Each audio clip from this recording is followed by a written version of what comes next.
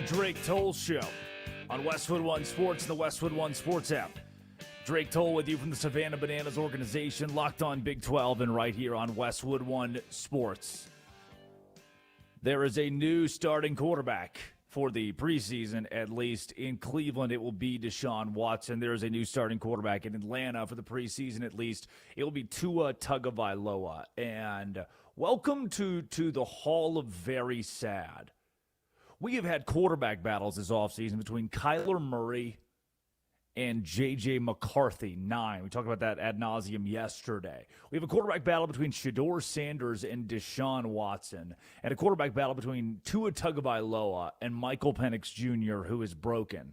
Like, notably broken, and has told the world, hey, I'm broken and can't really play football. Working on his second ACL tear, second ACL surgery on the same ACL. That's the quarterback competition. Those are the quarterback battles that we've had to talk about in the National Football League this offseason, and I think they're getting closer to a close. I think we're getting to the point where we can stop. And the Cleveland Browns can just say, you know what, fine, we're going with Deshaun Watson. And the Atlanta Falcons can say, we're going with Tua Tagovailoa, in the same way that the Minnesota Vikings just told you Kyler Murray is their starting quarterback. Deshaun Watson has been named the starter for the preseason opener, 310-840-4910. How excited would you be if Deshaun Watson was your starting quarterback? Do you understand the disaster this has been for Deshaun Watson with the Cleveland Browns? Do you understand how bad this has been for the franchise? Deshaun Watson in Houston goes off. No doubt, one of the best players in the National Football League. I can back that up with numbers. Deshaun Watson, if we take you back to 2020, threw 544 times. Deshaun Watson had a 70% completion percentage at 4,800 yards. He threw for 33 touchdowns, just 7 interceptions. Did you hear those numbers? Deshaun Watson, a 4,800-yard passer in Houston over 16 games. Didn't miss one.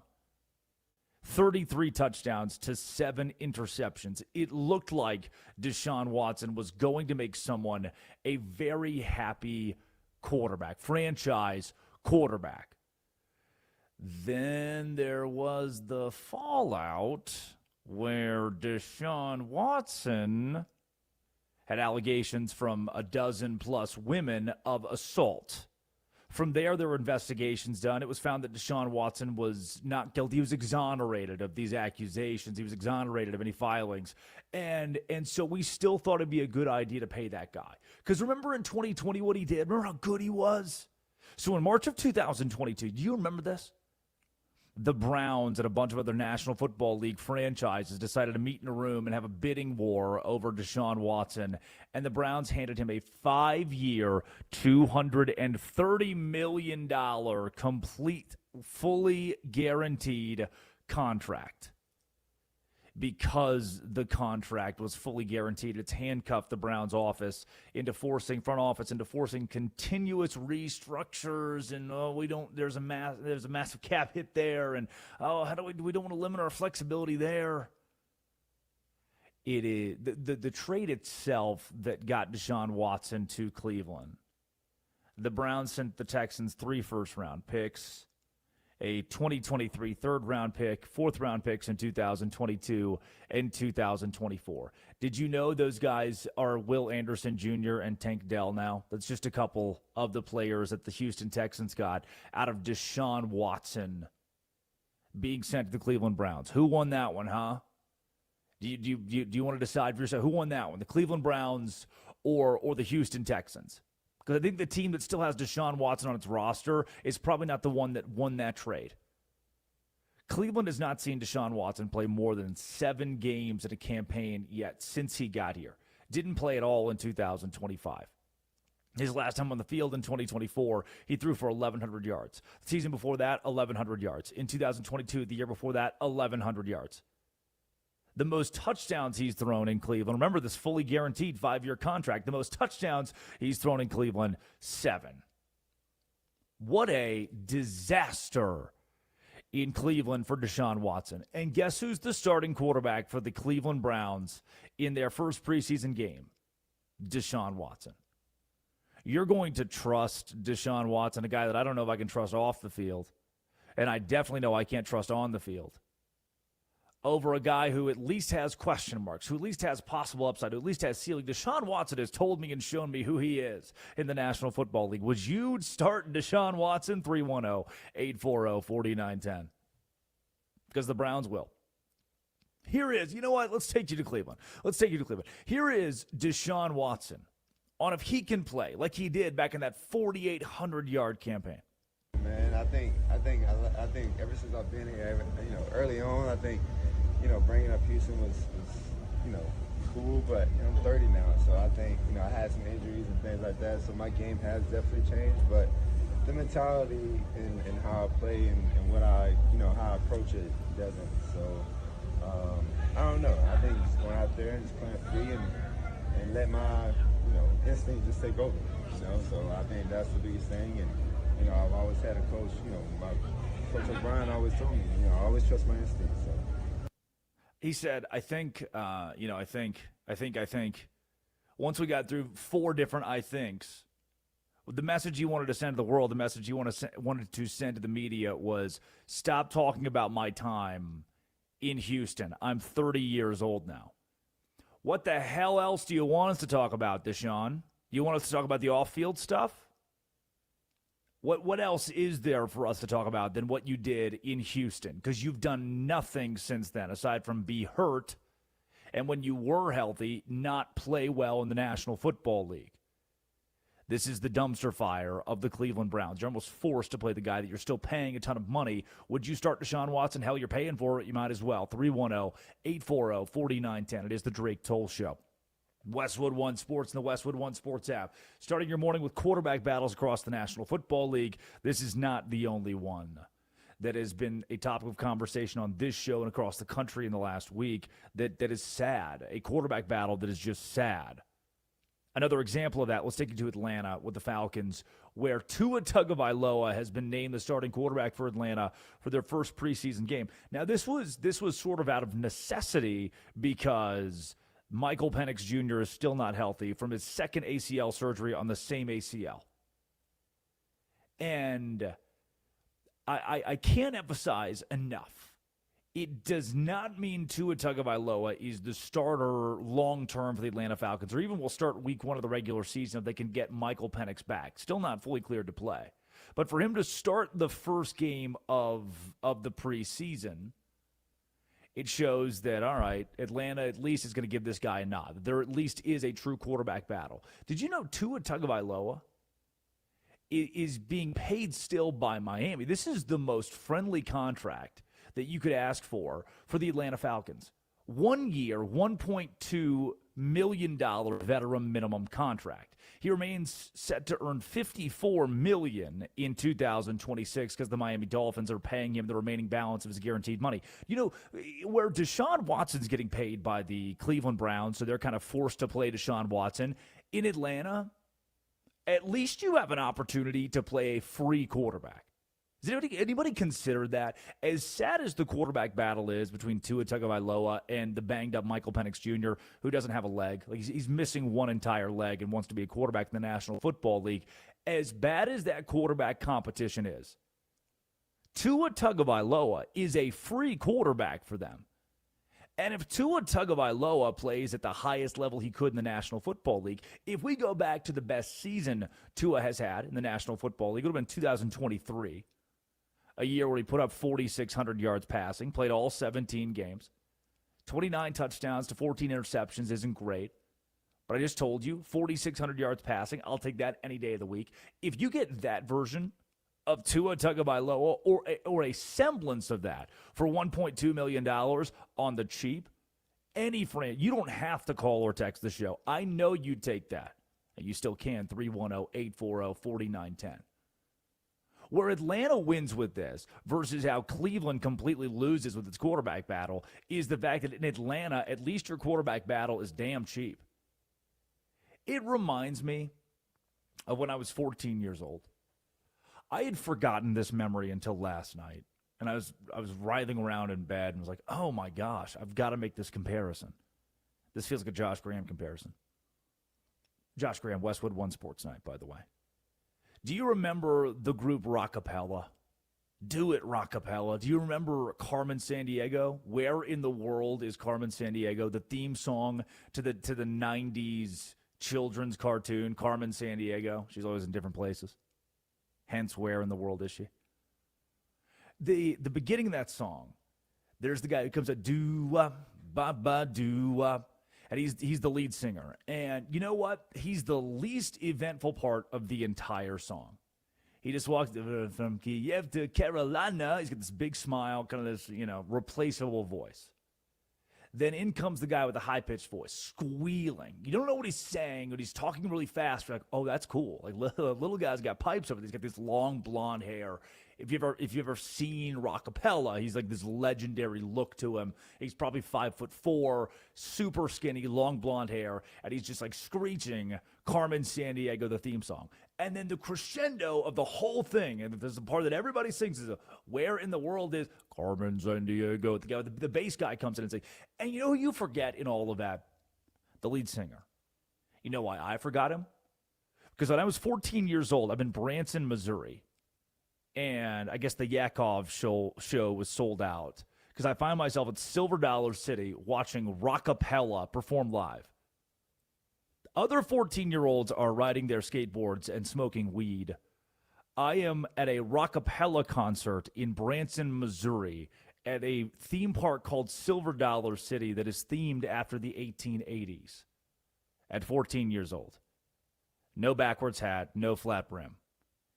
And you know what I didn't notice until the end of the Rockapella concert? The lead singer, the guy that starts the song, Carmen Sandiego, was missing. It was a different guy.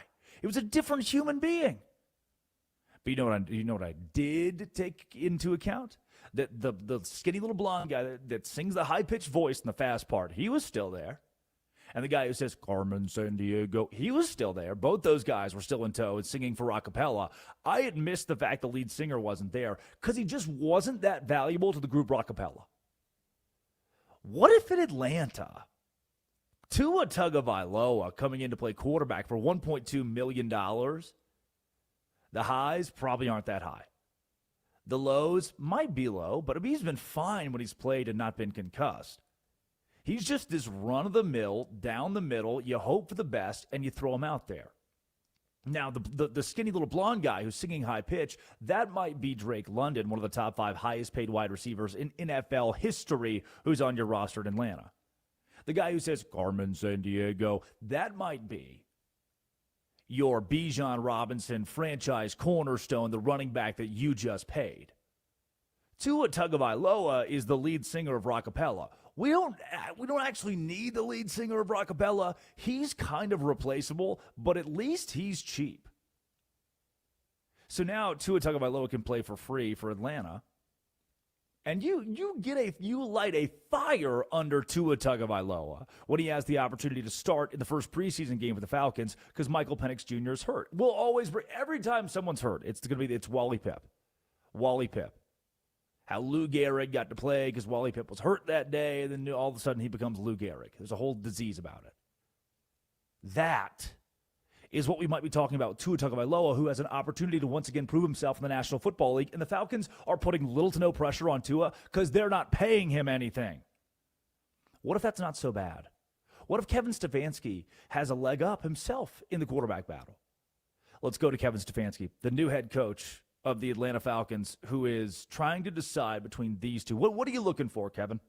I think a lot about the calendar, and I think about the offseason program is about laying a foundation, so specifically to the quarterback position. For Mike Penix and Tua, this was learning a new system for our guys, so laying the foundation of the new system, understanding that. When you get to training camp, now it's about really building through your installs, finding out what your players do best.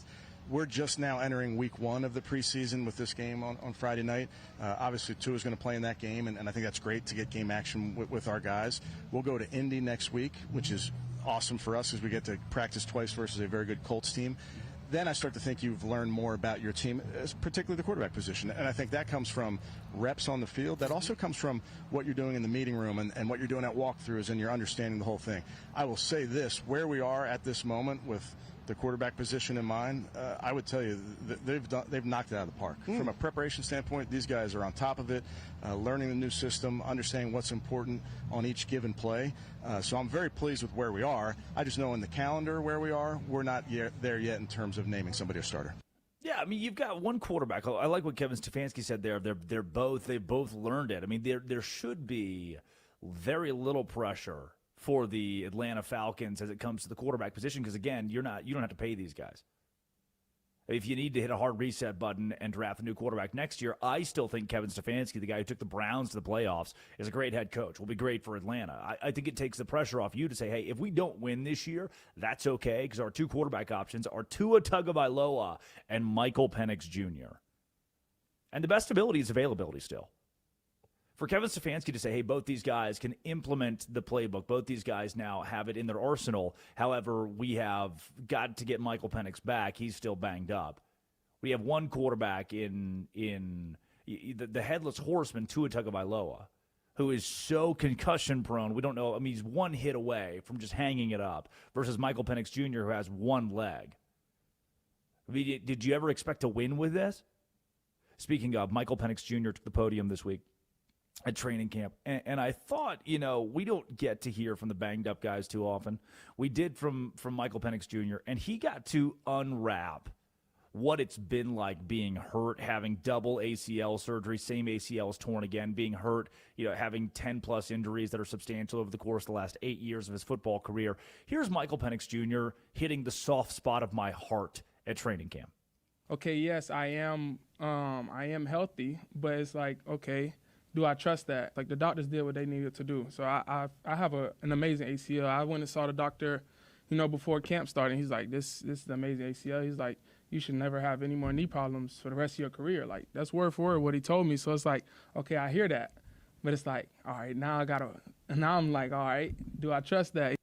I feel for a guy like that who is going through, I mean, my sister plays softball at Baylor, and this is, smaller potatoes than a franchise quarterback or a guy trying to be a franchise quarterback as she rehabs back from labrum surgery, double labrum, same labrum, tears it immediately before coming. She's not even cleared to play yet. She's practicing and tears the same labrum, same spot. That's what Michael Penix Jr. is going through. I'm rooting for Tua Tagovailoa and Michael Penix Jr., both of these guys. I think neither of them are franchise quarterbacks in the National Football League. I think neither of them will pan out. But for the Atlanta Falcons, at least they're cheap. Whereas for the Cleveland Browns, who put all of their eggs into the Deshaun Watson basket, who wanted to sign him to a contract fully guaranteed at $230 million back in March of 2022, that's a problem. 310-840-4910.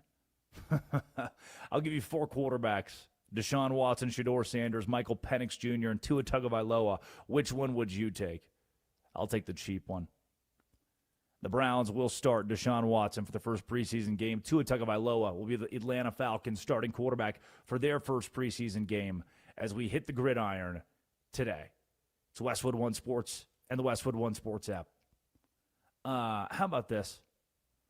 The next sliced bread, the greatest thing, the greatest quarterback in the National Football League has been in the NFL for a few years now. You're just not talking about him. But after this training camp, after these reps, there's a new top dog in the field of 32. That's next. It's Westwood One Sports and the Westwood One Sports app. This is the Drake Toll Show.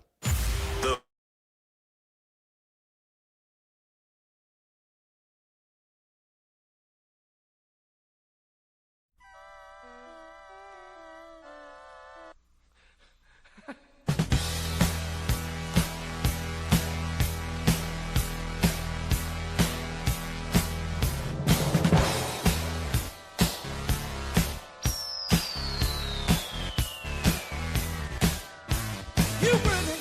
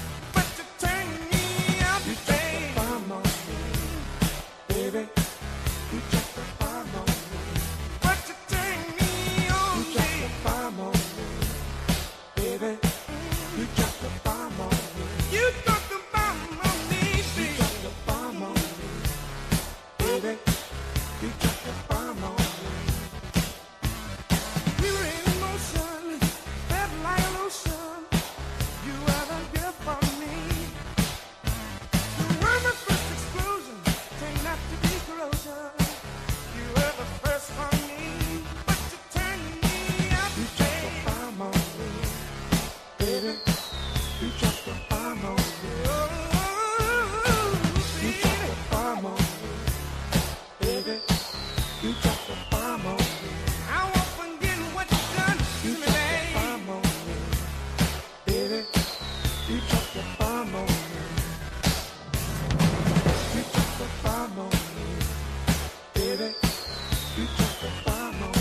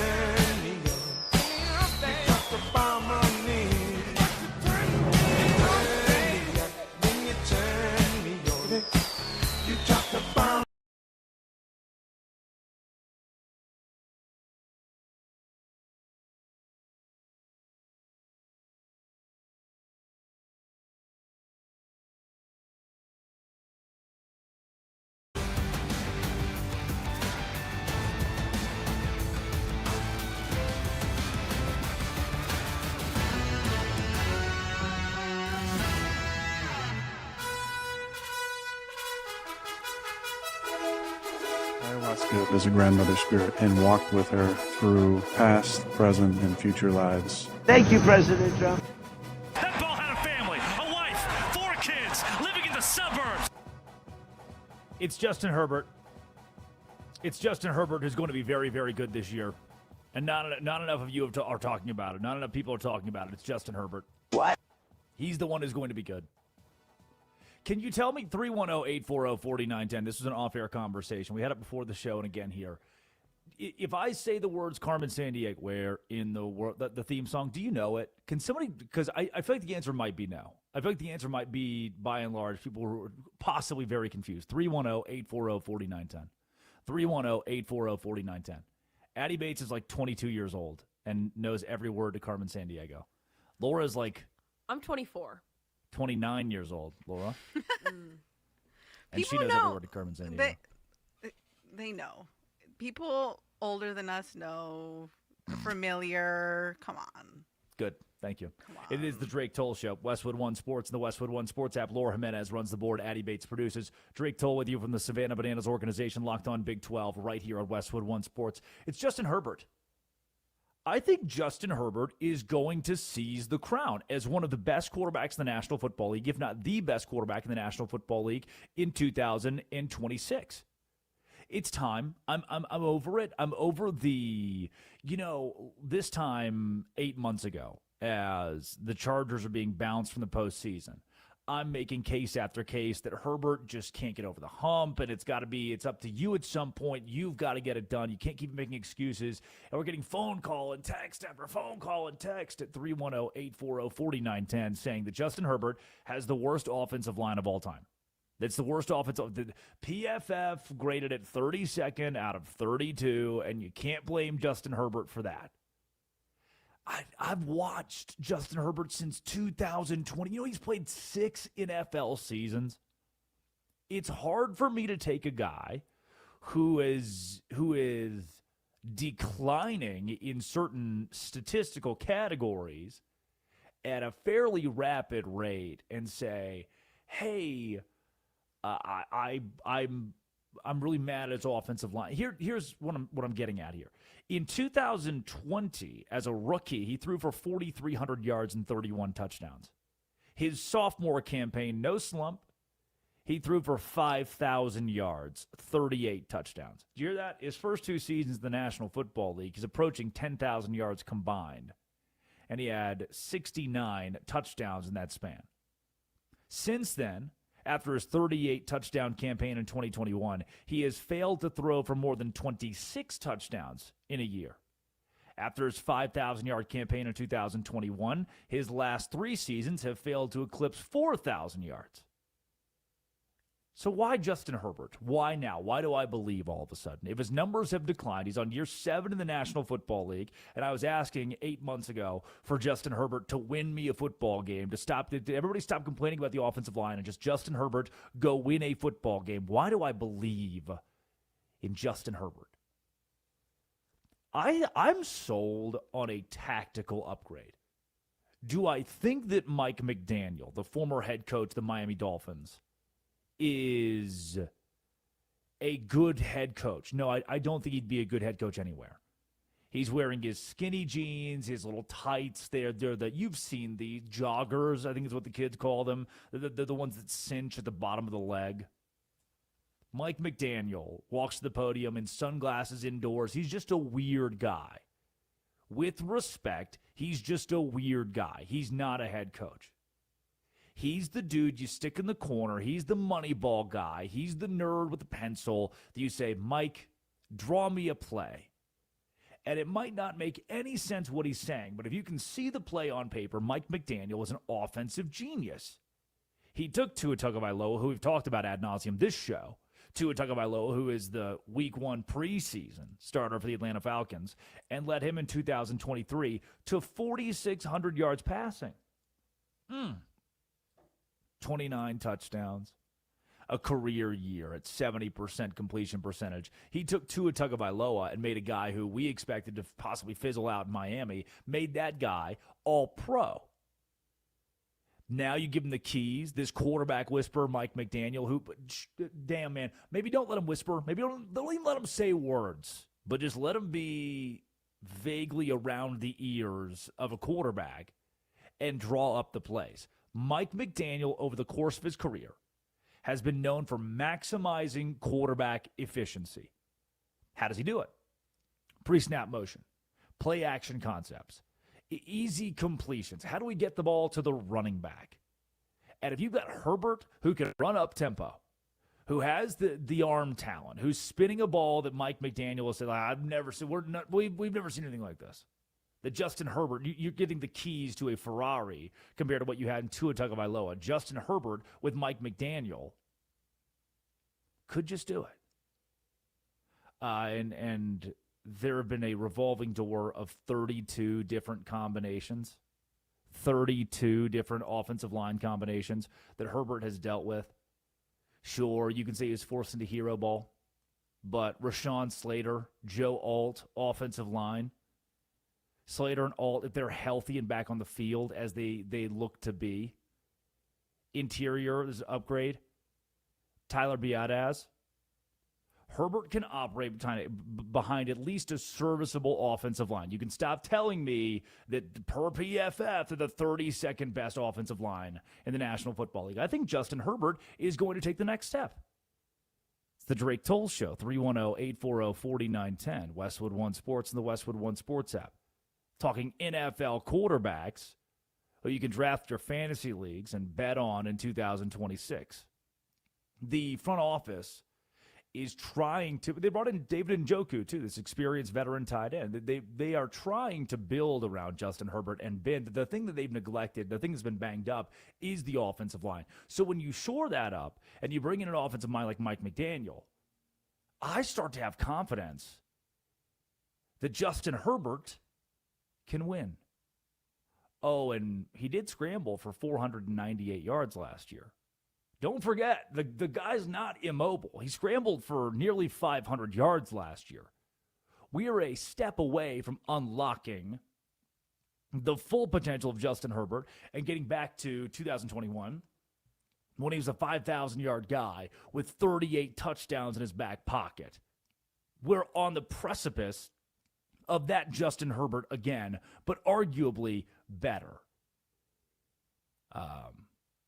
Let's take you to Justin, which people have been frustrated, by the way, about his girlfriend, fiance, wife. I think they may have gotten married.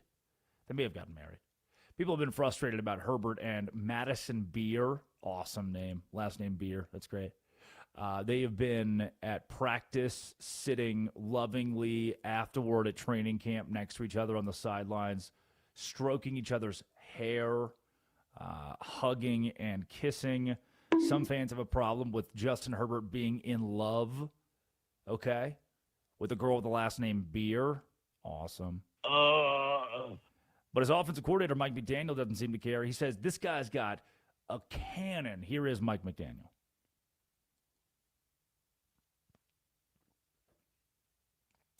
Herbert's cannon is something that will be renowned in the National Football League in 2026. On the contrary, Westwood One Sports and the Westwood One Sports app, 310-840-4910. There are other quarterback battles we've gotten to today that I think for all the confidence in the world that I have in Justin Herbert. My confidence wanes for Kevin O'Connell and the Minnesota Vikings as they deal with the division of the Detroit Lions, Green Bay Packers, and the Detroit Lions, Green Bay Packers, and Chicago Bears, where now having Kyler Murray as your starter and J.J. McCarthy being the guy who's out of the fold, probably not something. It's the opposite of what I expect out of Justin Herbert in 2026. We did get to McCarthy yesterday. He was interviewed at training camp. They said, okay, you got benched. Talk to us about it. And he says, you know what? The decision was out of my control. Decision was made that was out of my control, and obviously every competitor wants to play. But moving forward, it's just about continuing to work hard and just staying ready for when my number's called. 9. When that number 9 is called, that is, JJ. Don't short yourself here. Come on, bring back that third person. And you know what? With the Browns naming Deshaun Watson their starter for their first preseason game, we even got to hear from Shedeur Sanders. Yes, we're getting to hear from all the guys on the cutting room floor. Shedeur Sanders has had to share reps with Watson all offseason in the middle of a quarterback battle. Here is the sophomore Shedeur on sharing reps with Deshaun. I think that doesn't even faze me or get to me, or I think about that at all. I'm just thankful to be out able to practice. Sometimes you got to sit back and reflect on, why would I feel negative in this situation if last year was a total different situation? So I think about things that I'm thankful for in life and not that I really want. If you live in that want world, then you're going to always be searching. I think about things that I'm thankful for in life. That's always what you want your quarterback to say in the middle of a battle, huh? I think about things I'm thankful for in life. Hey, man, you're fighting for a starting job against Deshaun Watson, who's broken, old, and has offseason issues out the rear end, and the Browns only have him here because they still have to pay him. How do you feel? Good thing I woke up this morning. I'm thankful. The birds are chirping, guys. Come on. Give it to me. It is Shedeur Sanders versus Deshaun Watson. Kyler Murray has wrapped up his battle, winning it over J.J. McCarthy. And in quarterback competition news, do not lose the fact that names like Justin Herbert are primed for a huge 2026. 310-840-4910. Phone lines are still open. And you know what? A text out of North Dakota. I do know Carmen Sandiego. Yeah. Thank you. It's a popular theme song from the 90s. Get this. Possible collusion. One of the shadiest deals we've seen in professional sports history. Just took maybe the most valuable franchise in the world and shipped them down the river in a move that has dirt all over it. That's up next. It's Westwood One Sports and the Westwood One Sports app. This is the Drake Toll Show. There.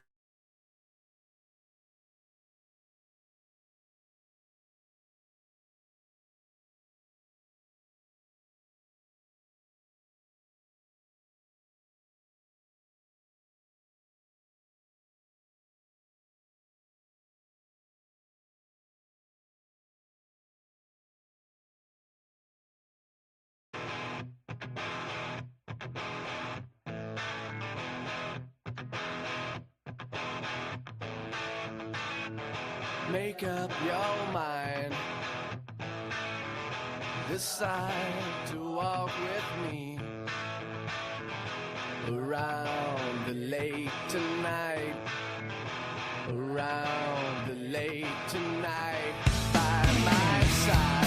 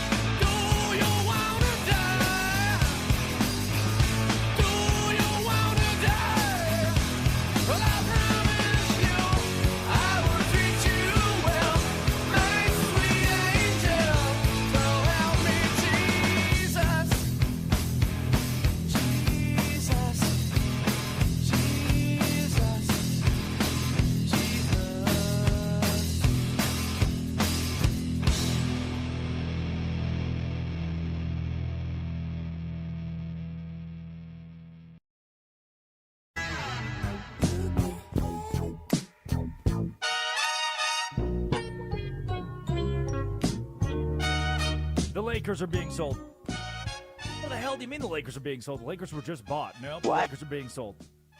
Again.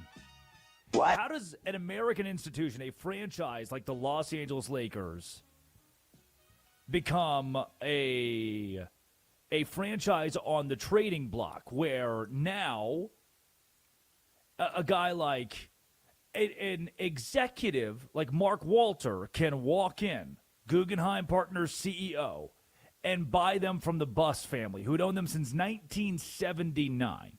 He walks in October of 2025 and says, no, I want to buy the Lakers for $10 billion. At the time, it was the most expensive sports franchise transaction in history. This was big news a year ago when Mark Walter, the owner of the Dodgers, bought the Lakers. And now in one of the shadiest moves you'll see in professional sports, Mark Walter is selling the Lakers. It is the Drake Toll Show, Westwood One Sports and the Westwood One Sports app, 310-840-4910. The deal goes through, and Lakers fans are immediately excited because they are assured that Jeannie Buss would remain safely entrenched as the team's governor and that Walter's the guy that orchestrated the whole Dodgers operation. He could do this, he could moneyball the Lakers. But now you're without Mark Walter. Jeannie Buss was effectively boxed out, and reports surfaced pretty fast a year ago that a hard clock had been ticking behind closed doors, giving the Buss family at most 5 years on operational control, and then they're kicked out. They're done. We can't do this anymore. And all of a sudden, LeBron James is gone from the Lakers, and the owner, Mark Walter, is gone, and Jeannie Buss is somewhere in the middle. That is the perfect segue into today's biggest losers of the day. The Lakers were sold.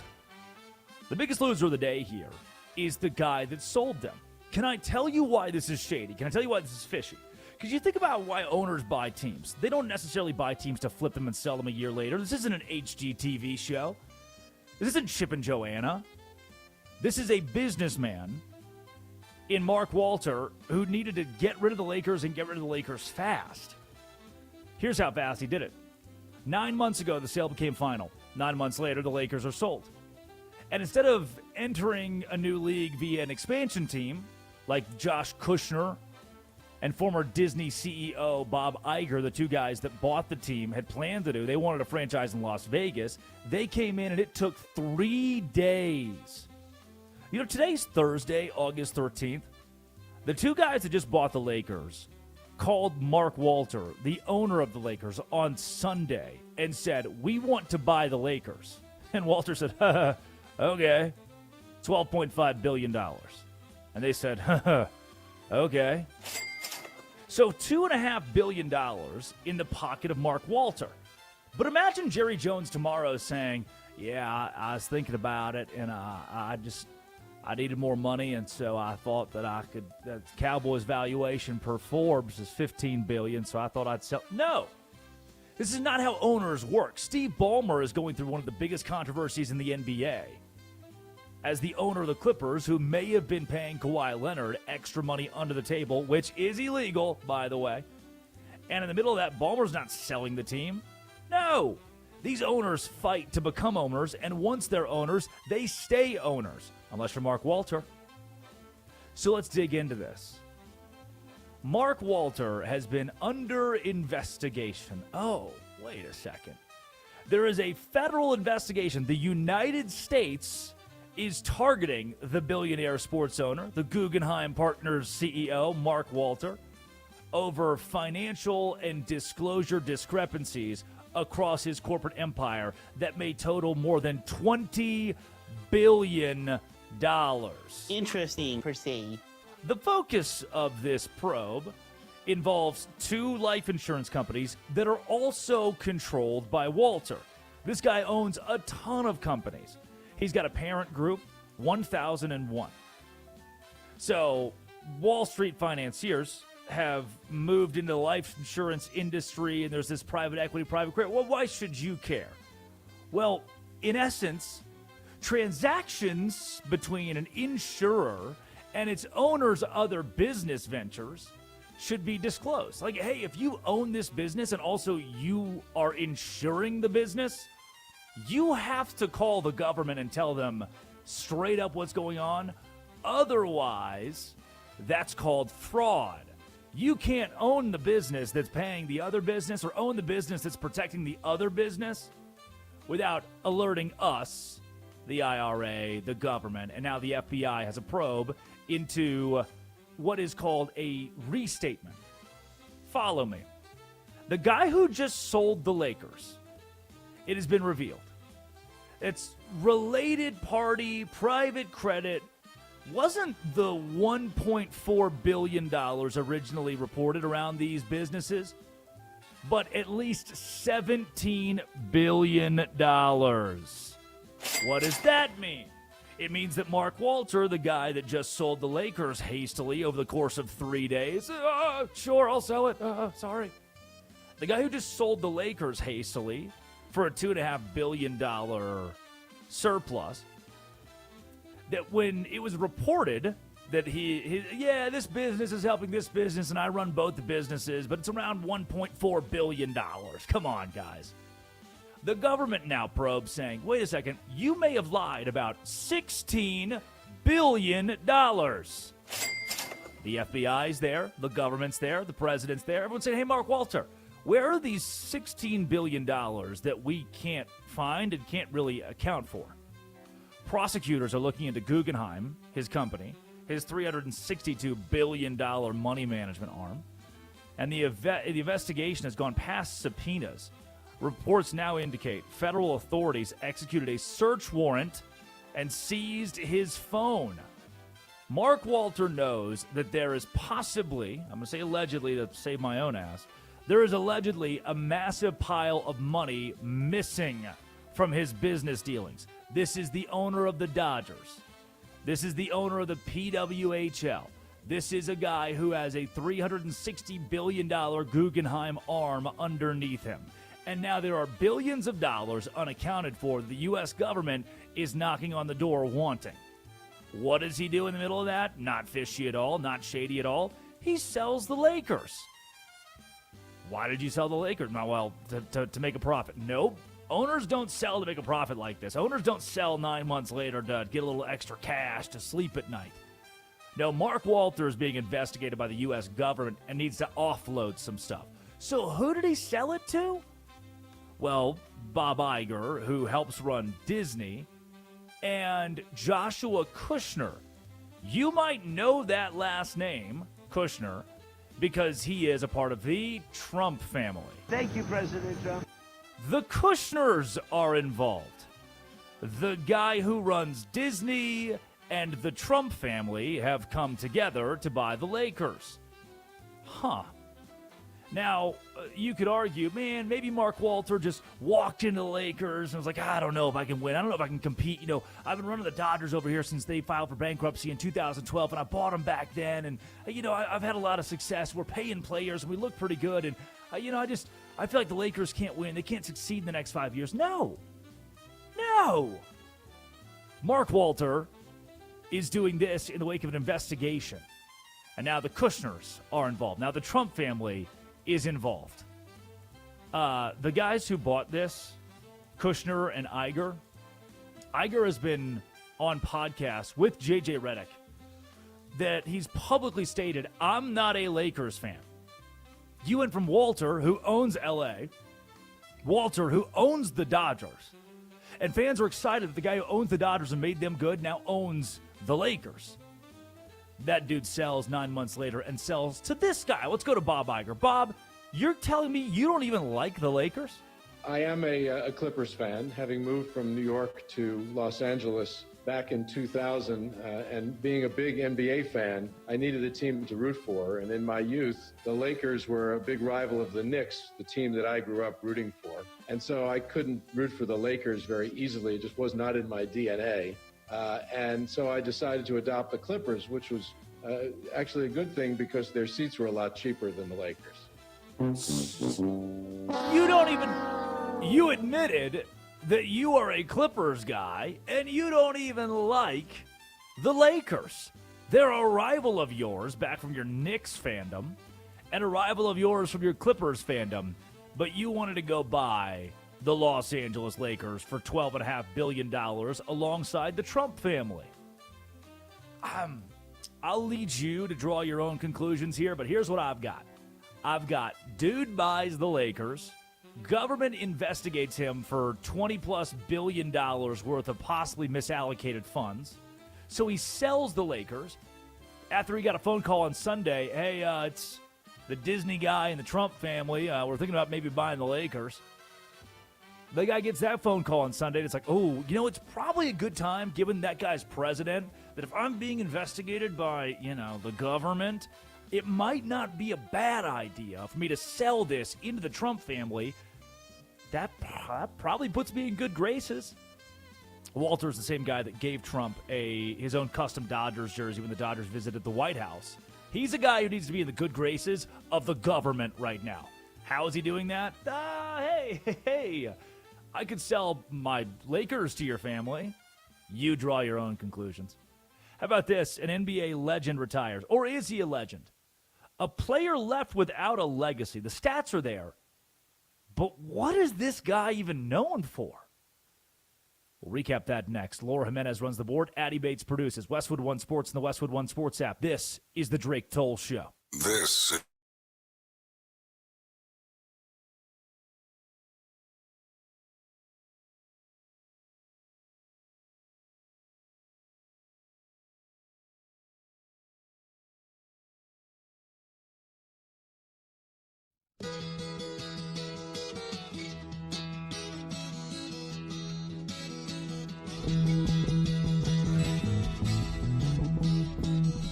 It's getting to the point where I'm no fun anymore. I am sorry. Sometimes it hurts so badly I must cry out loud. I am lonely. I am yours. You are mine. You are what you are. You make it hard. Remember what we've said and done and felt about each other. Oh, babe, have mercy. Don't let the past remind us of what we are not now. I am not dreaming. I am yours. You are mine. You are what you are. You make it hard.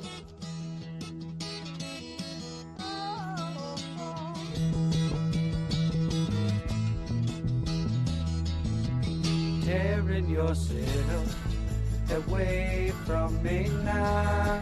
You are free. And I am crying. This does not mean I don't love you. I do. That's forever. Yes, and for always. I am yours. You are mine. You are what you are. You make it hard. Something inside is telling me that I've got your secret. Are you still listening? Here is the lock and laughter, the key to your heart. And I love you. I am yours. You are mine. You are what you are. You make it hard, and you make it hard, and you make it hard, and you make it hard.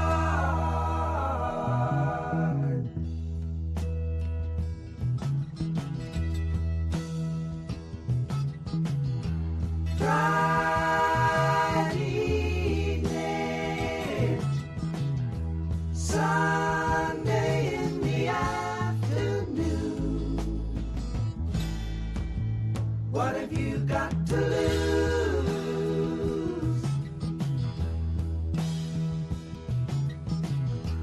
Tuesday morning, please be gone, I'm tired of you. What have you got to lose?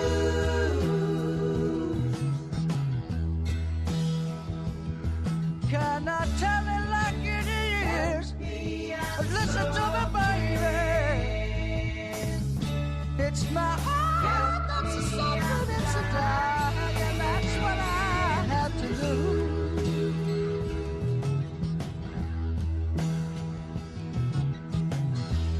I've got an answer.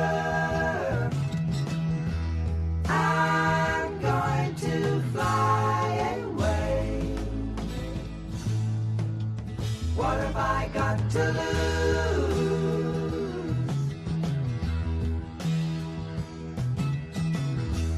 Will you come see me Thursdays and Saturdays?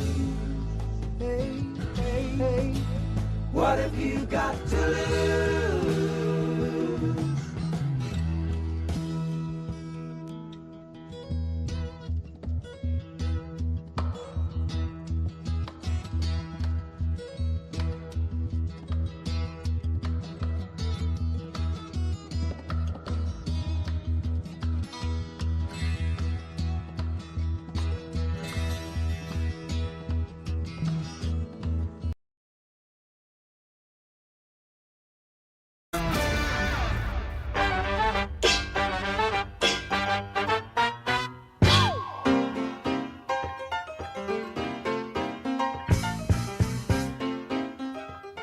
Russell Westbrook's retiring. He's done. He's done in the NBA. Can I use the L word? Am I allowed to do that? I'm going to do it. I'm going to use the L word. What's his legacy? I'm going to be nice to Russell Westbrook. I want to be nice to Russell Westbrook, right? Every time you hear somebody in the NBA talk about Russell Westbrook, he's a nice guy. He tips everybody when he goes to he walked in the locker room. You know, was great to the local staff, the stadium staff. Russell Westbrook's a stand-up guy. He's a great guy.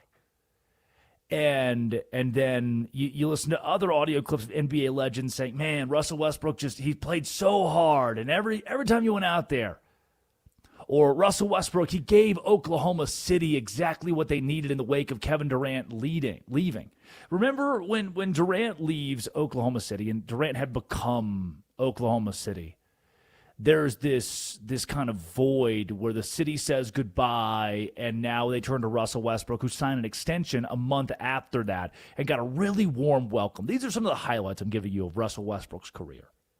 Some of the big moments and I'll take you through a couple of my favorite Russell Westbrook moments as he retires at the age of 37, hangs it up after an 18-year basketball career. But here's the problem with Russell Westbrook's career. Here's the problem with Russell Westbrook's legacy. What is it? Triple-double guy. Yeah, for sure. I mean, the stats jump off the page. They are stupid, silly. Russell Westbrook averaged a triple-double four times, for 4 complete seasons in his career. He was doing it ad nauseum with Oklahoma City. Russell Westbrook averaged a triple-double for a season 4 times in his career. The only person who had done that prior in the NBA was Oscar Robertson. Here's the problem. Nikola Jokic has done it twice now. It's like the second that Russell Westbrook eclipsed something, the second that he got to be the only guy to ever do the thing, that he got to be the star, I'm Russell Westbrook. You look across the room, and a guy like Nikola Jokic is doing the same thing. Like, well, yeah, you're Russell Westbrook, but I guess it's kind of more common in today's NBA. Or even if we go back to Oklahoma City, Russell Westbrook never got to be a star on a competitive or dominant Oklahoma City team. The worst thing that could have ever happened to Russell Westbrook was somehow the advent of Kevin Durant in Oklahoma City, because he never got to be the superstar. Russell Westbrook never got to be the name. You know, there are all of these accolades you start pulling up for a guy like Russ. MVP in 2017. and you look back at his tenure, his career, you see the 9 All-Stars, you see the triple-doubles, but you go to Oklahoma City, and you start talking about, Russell Westbrook's the second greatest member of the Thunder of all time. Only problem for Russ is the greatest Thunder player of all time played at the exact same time as Russell Westbrook. He never got to be the guy, the star. Even when KD leaves for Golden State, Kevin Durant dominates the headlines of the NBA, and Russell Westbrook, he's putting up the numbers. The stats are nuts. They're crazy. But the rhetoric around it, at some point, it wore off. It got sterile. It's like, oh, he averaged a triple-double. Oh, cool. He did it again. Nice. Sweet. Oh, Nikola Jokic did that thing too. Every step of the way, somebody took the spotlight away from Russell Westbrook. 310-840-4910. What is Russ's legacy? It is time for today's obituaries. It is the Drake Toll Show. Westwood One Sports and the Westwood One Sports app. Addy Bates produces. Laura Jimenez runs the board. I'm not here to disparage. I'm not here to put him down. But I am here in the middle of a eulogy to ask, how the hell do you write a Russell Westbrook eulogy? Again, stats, yeah. Triple-doubles, for sure. Stayed in Oklahoma City for over 10 years. Yep, absolutely. But then what? Since 2019, he's been in Houston, Washington. You might forget, Washington Wizard Russell Westbrook. He was the Lakers for 2 years. That didn't pan out. Anthony Davis, LeBron James. In 2022-23, he only started 3 games of the 52 he played. It was clear Russ's career was fizzling out. The Clippers, the Nuggets, the Sacramento Kings. Russ has not averaged 20 points in an NBA season since 2020-21. That was with the Washington Wizards. Russ has not averaged, since he was in his early 30s, since he was 32 years old, he has not averaged 20 points in an NBA season. So what's his legacy? Do we retire Russell Westbrook, the Oklahoma City Thunder? Russell Westbrook, the journeyman? Russell Westbrook, the guy who never won a ring? For all the accolades and all the good things you could say about Russ, my question is, what is his legacy? Because the second he did something, the second he became a star, the second he became a name, oh, wait. Kevin Durant's here. Oh, no, he's just playing with LeBron James. Didn't win a ring. Well, Nikola Jokic is also doing the triple-double thing. It's not that cool anymore. I don't want to take away from who Russ is, from what Russ did. And I do want to give you some of the best moments of his career, but as we go through these, please, as we go through other legends talking about Russ's career, please don't forget that legacy word for Russ is a complicated one. 310-840-4910. What is the legacy of Russell Westbrook? Kendrick Perkins, former teammate at Oklahoma City, waxed poetic about his good buddy Russ. Here's what he had to say of Russell's retirement yesterday. Player-wise, when you look at his resume, to me, top 10 greatest point guard of all time. His resume speaks for itself. First ballot Hall of Famer. I'm just proud to sit here and say that I'm happy and love every moment that I shared with him on the floor and off the floor. And by the way, first ballot Hall of Famer, easily Russell Westbrook. Maybe that's his legacy. Top 10 point guard all time. Yeah, up there with Allen Iverson, Oscar Robertson. Yeah, ahead of Steve Nash in my book. Russell Westbrook. I mean, what is his legacy? What is he known for? What about his playing? So what about his trash talking? Jeff Teague was on a podcast last week talking to Damian Lillard about Russell Westbrook and was clear that Russ is one of the great trash talkers in the National Basketball Association. You and Westbrook got together. Yeah. I was like, this must-see TV. You don't really talk. Like, somebody say something to you, then you'll go back. But him, he's starting it. He started it every time. I remember one time he did that to me. I was like, bro, I don't care. And he was like, that's the problem. I said, all right. That's the problem. Made you think again. Yeah, I was like, damn, that is a problem. First ballot Hall of Famer. Greatest point guard of all time. Yeah, he's in the conversation for at least top 5, top 10. First ballot trash talker, Jeff Teague, saying that Russell Westbrook jogging down the floor. Teague's like, "Hey man, be quiet. I'm not into all that." And Russ is yelling at him, that's the problem. You're the issue. You're the problem. Not only that, but Russ was also a late-game orchestrator. You wanted the ball in his hands for that 4 or 5 year period where he was at the top of the NBA statistically, again, going back to that 2017 season.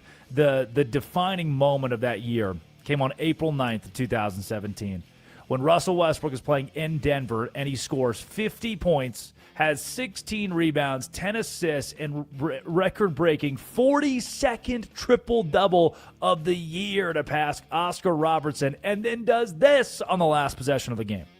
Thunder's out of timeouts. Adams gives it back to Russ. Deep shot! Get it! What a perfect ending to a historic day! Westbrook gives the Thunder the victory at the buzzer.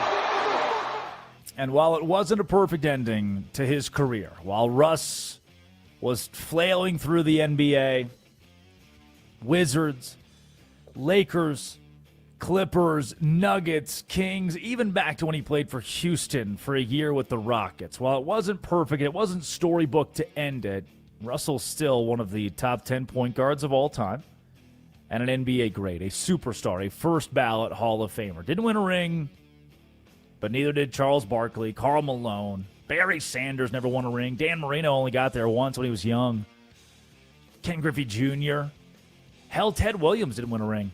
Or Craig Biggio. Yeah. You could be a Hall of Famer without a ring, for sure. This guy's a first-ballot Hall of Famer. Known for his grit, known for his tenacity. But I still ask the question, what is his eulogy? Do you remember him as a member of the Thunder? Because I struggle to do that. He hasn't played for the Thunder since 2018. 2018, 2019. You know? It's like his career, the way he ended his career just fell flat. And that's the disappointing part of what otherwise was a decorated tenure in the NBA. Congratulations on retirement to Russell Westbrook. That's your obituary. Russell Westbrook's NBA career.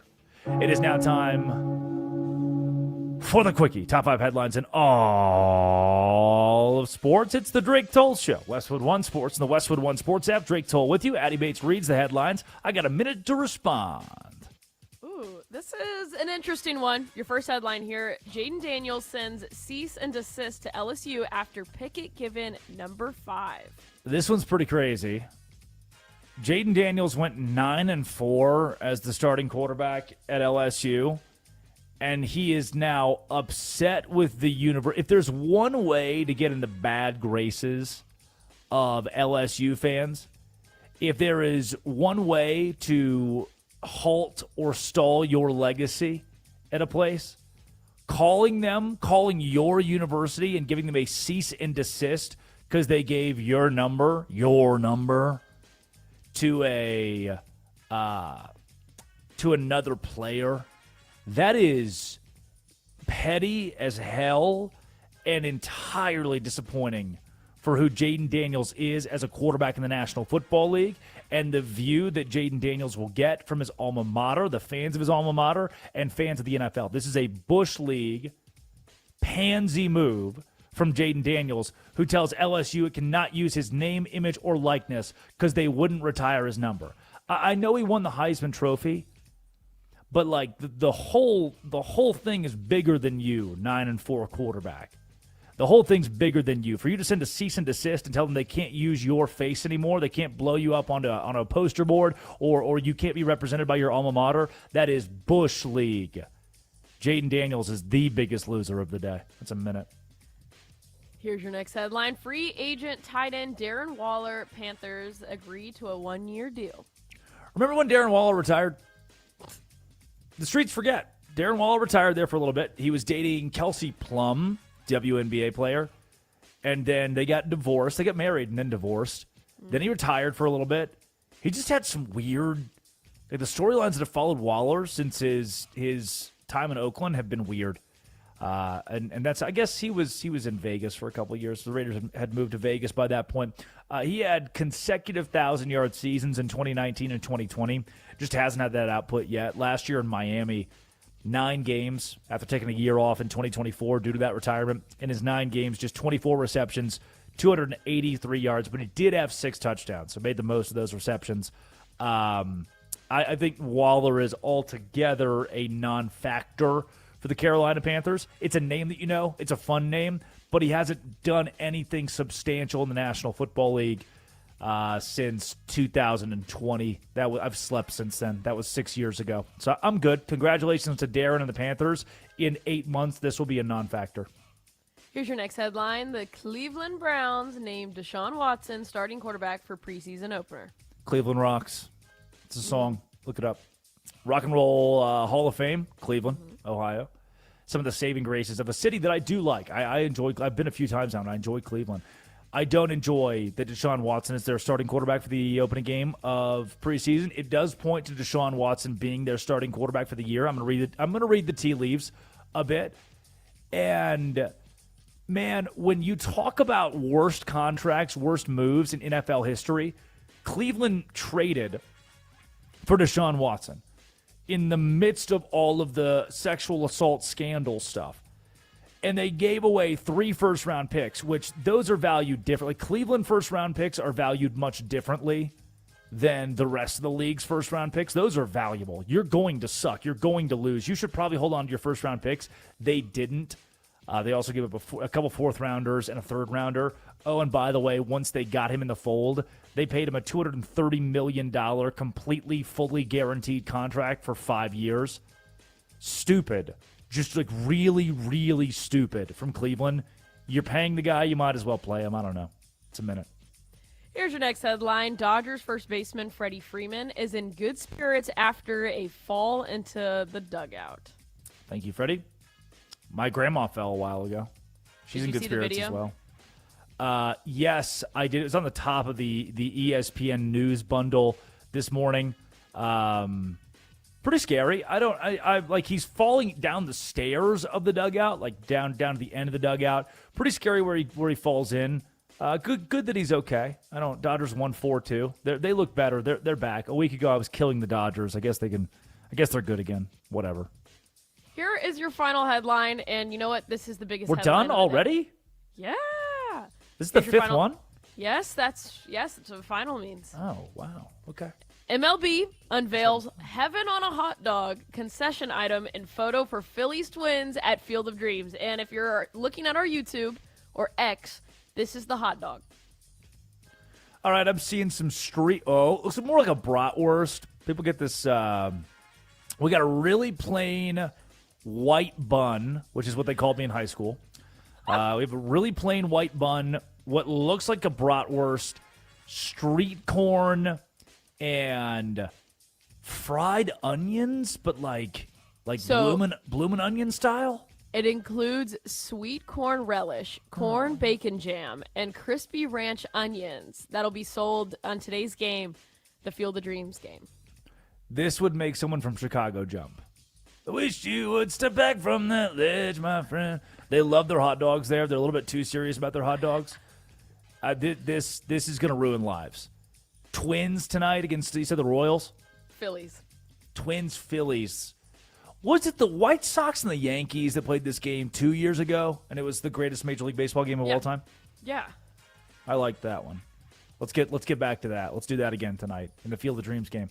Field of Dreams is in Iowa. Help me out here. Oh my goodness. Yes.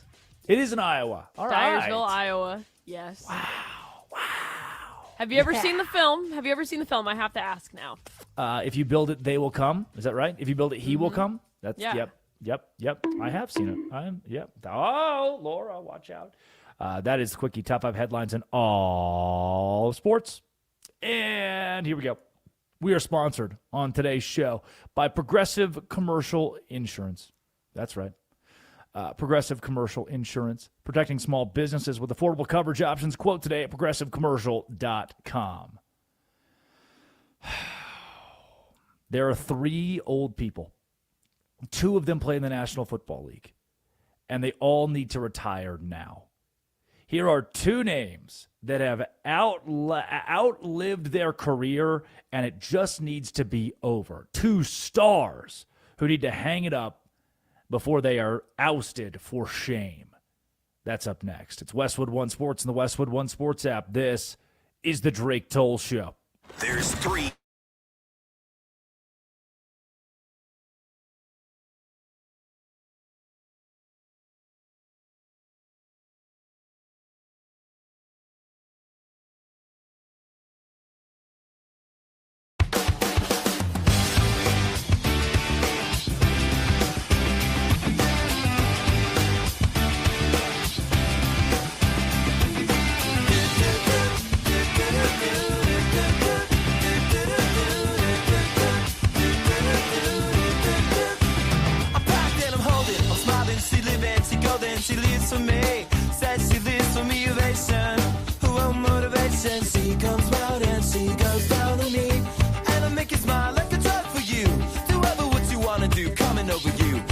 don't smile at what we go through.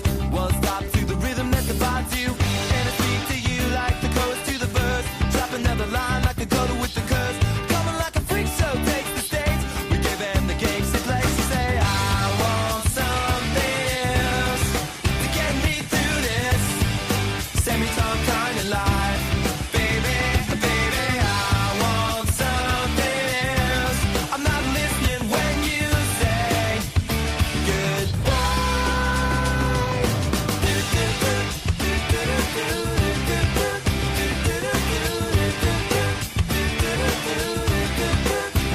The sky was gold, it was rose. I was taking sips of it to my nose, and I wish I could get back there, someplace back there, smiling in the pictures you would take.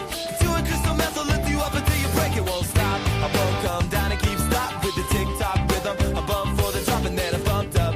I took the hit that I was given, then I bumped again, then I bumped again. I said, how do I get back there to the place where I fell asleep inside you? How do I get myself back to the place where you said I want something else to get me through this semi-tongue kind of life?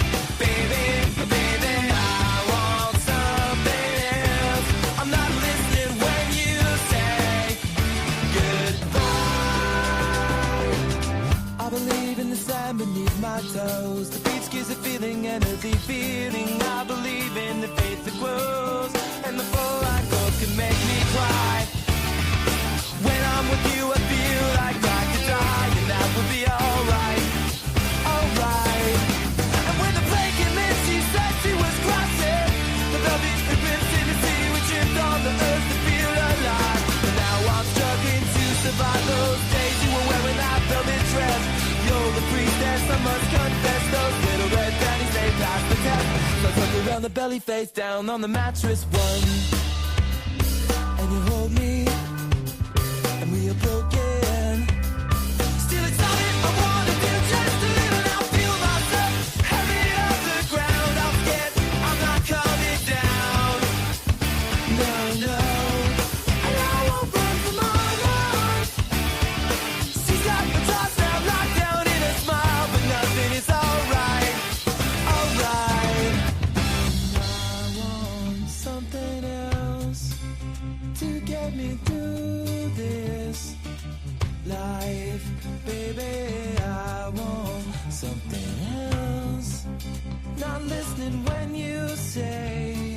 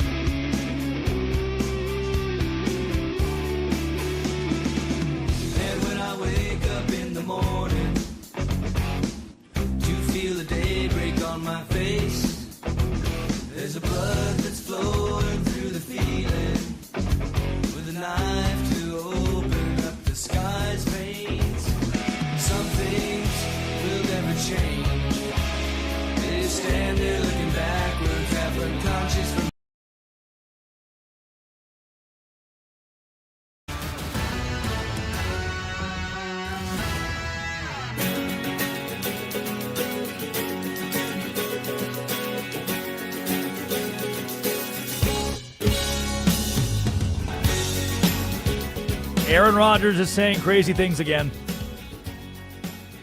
Aaron Rodgers is saying really, really crazy things again, but he's not alone. That's the wildest part. Is Travis Kelce is also saying really crazy things. Look, I know that Travis Kelce is Travis Kelce. He's married to Taylor Swift, and I watching my NFL game and they put Taylor Swift on the TV, because of woke. I've never really cared. It's like, when they show 2 Chainz on the TV, or they pan the camera and they're like, oh, Jeff Bridges is here. I'm never like, oh, get back to the football. I don't really care. But Travis Kelce is one of the greatest tight ends in NFL history. 13,000 career receiving yards, 82 touchdowns. Now, he hasn't had more than 5 touchdowns in a season since 2022. Last year, production dipped. 851 yards, still very good. I'd still draft him in fantasy. Last year, production dipped to 851 yards. A far cry from when he was putting up 1,400-yard seasons back in that 2016 to 2022 range.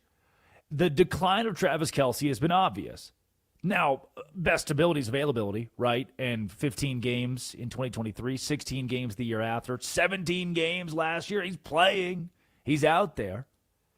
But this is probably the swan song. This is probably the crescendo. Aaron Rodgers. Aaron Rodgers, that his stats, his numbers, they mirrored Jacoby Brissett last year.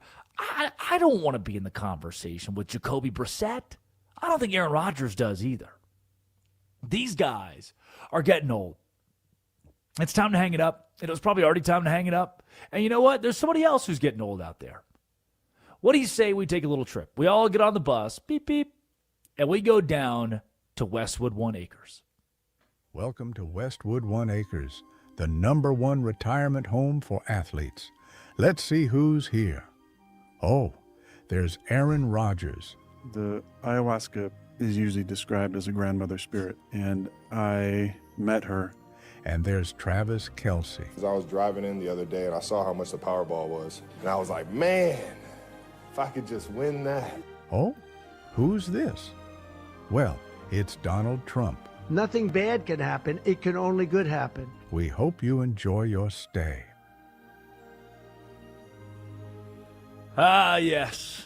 It's time to visit Grandpa in the old folks' home. It's Westwood One Acres on the Drake Toll Show. Westwood One Sports and the Westwood One Sports app. Drake Toll with you alongside Addie Bates and Laura Jimenez. Let's go to Pittsburgh in training camp, where Aaron Rodgers, who's getting up there in age, who's doing his ayahuasca trips with the grandmother spirit, who will let him purge at 4:30 in the morning. That's a direct quote from Aaron Rodgers. Says that these joint practices with these young whippersnappers, they're useless. As that got on, it just stopped being like that. It just turned into fights, and nobody showed anything because somebody's brother, is on the staff, and they might show them the film and blah, blah, blah. So I think those are a waste of a day. Yeah. All right, Aaron. That old guy you got the young guys out there like, I can't wait to get out and compete. I'm excited to be here. But now we wheeled him into the room. Aaron, what was it like? What was it like when you used to want to win? What was it like when you were young and could run free through the flowers? I hate it here. Grandmother spirit and walked with her through past, present, and future lives. I don't want to be here. I don't even like it here anymore. Everybody's moving in and getting younger, and all they want to do is these joint practices. And his brother's on the... What is he even talking about? He's just, your brother's on staff, and he's giving them all the information. I don't know. Rodgers threw for 3,200 yards last season as a member of the Pittsburgh Steelers.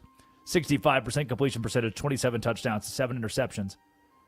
Jacoby Brissett, 3,300 yards, 23 touchdowns to Rodgers' 24. Brissett, 8 interceptions, Rodgers 7. Mirrored stats with Aaron Rodgers and Jacoby Brissett. But he's not the only old man we have to stop off and take a visit to. No.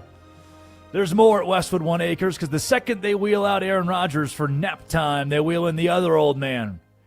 Here he comes mowing down the line and buying lottery tickets. Travis Kelce's going to tell you he can still play at a high level, huh? I still got a lot of love for this game. I still think I can go out and play at a high level, and and I want to go out there and prove myself that I can play at a better level than I did last year. Kelce did fail to catch for 100 yards in a single game last year. Got damn close against those Commanders. 6 receptions and 99 yards. Toward the back half of the season, in a season that was null and void for the Kansas City Chiefs, where they were terrible. Travis Kelce and the revolving door of quarterbacks after Patrick Mahomes was injured just didn't seem to help. And now Kelce, who again is a Hall of Famer, 13,000 yards at tight end in his career, over 1,000 receptions, 82 touchdowns. But here he comes. We wheel him into Westwood One Acres, the old folks' home. Oh, it's me, your old friend Travis Kelce. I just got married to Taylor Swift. I think I'm getting better. Kelce's not had a 1,000-yard season since 2022. He had only 1,000-yard seasons from 2016 to 2022. Since then, the decline has been pretty obvious. Going from, listen to this, 12 touchdowns in 2022 to 13 touchdowns combined over the last 3 seasons. Did you hear that stat? Did you bring that? You're going to bring that to the water cooler when we talk about Travis Kelce saying he can still compete, or when you get to the 10th round of your fantasy draft and, oh, there he is. Taylor Swift's husband, you could do it. You could draft him. Kelce, 12 touchdowns in 2022 receiving, and in the last 3 years combined, 13 touchdowns. Let's bring her in, the nurse of Westwood One Acres, Addie Bates. Addie, you've had to spend time around both of these old characters, Aaron Rodgers and Travis Kelce. Seems like they might be losing some screws up there. This is a classic cage of dementia. And that's exactly what we just went to the dementia universe. I wasn't going to touch that, but all right, we're there. It's too late. I did make a crass Lou Gehrig joke earlier, so.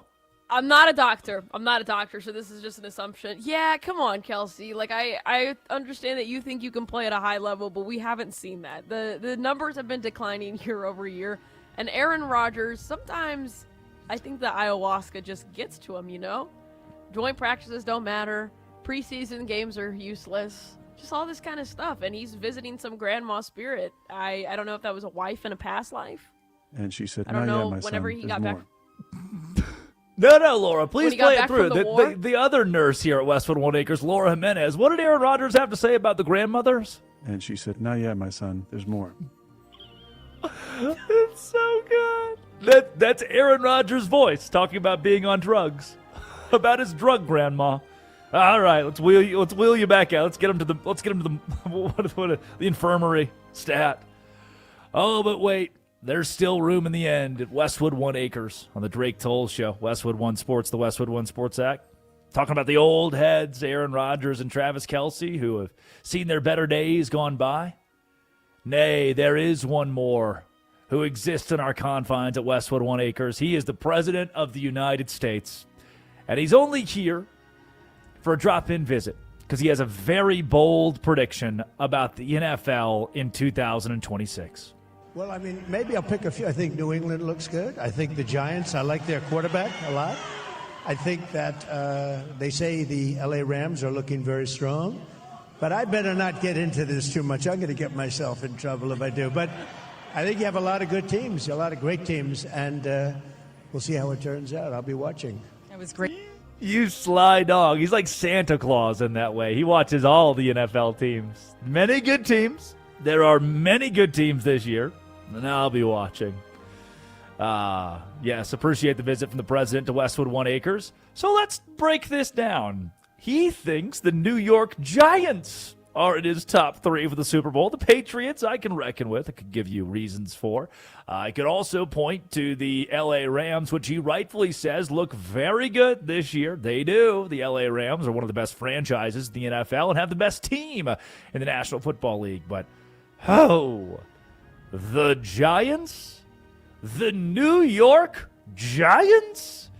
While Jackson Dart did flash potential during his busy rookie campaign last year, he finished outside the league in their upper-tier quarterback rankings. Sports Illustrated even has him at number 23 going into the season. And operating under a new coaching staff with John Harbaugh for a guy that was okay last year, but Dart was never elite. A sophomore slump in his sophomore year might be looming.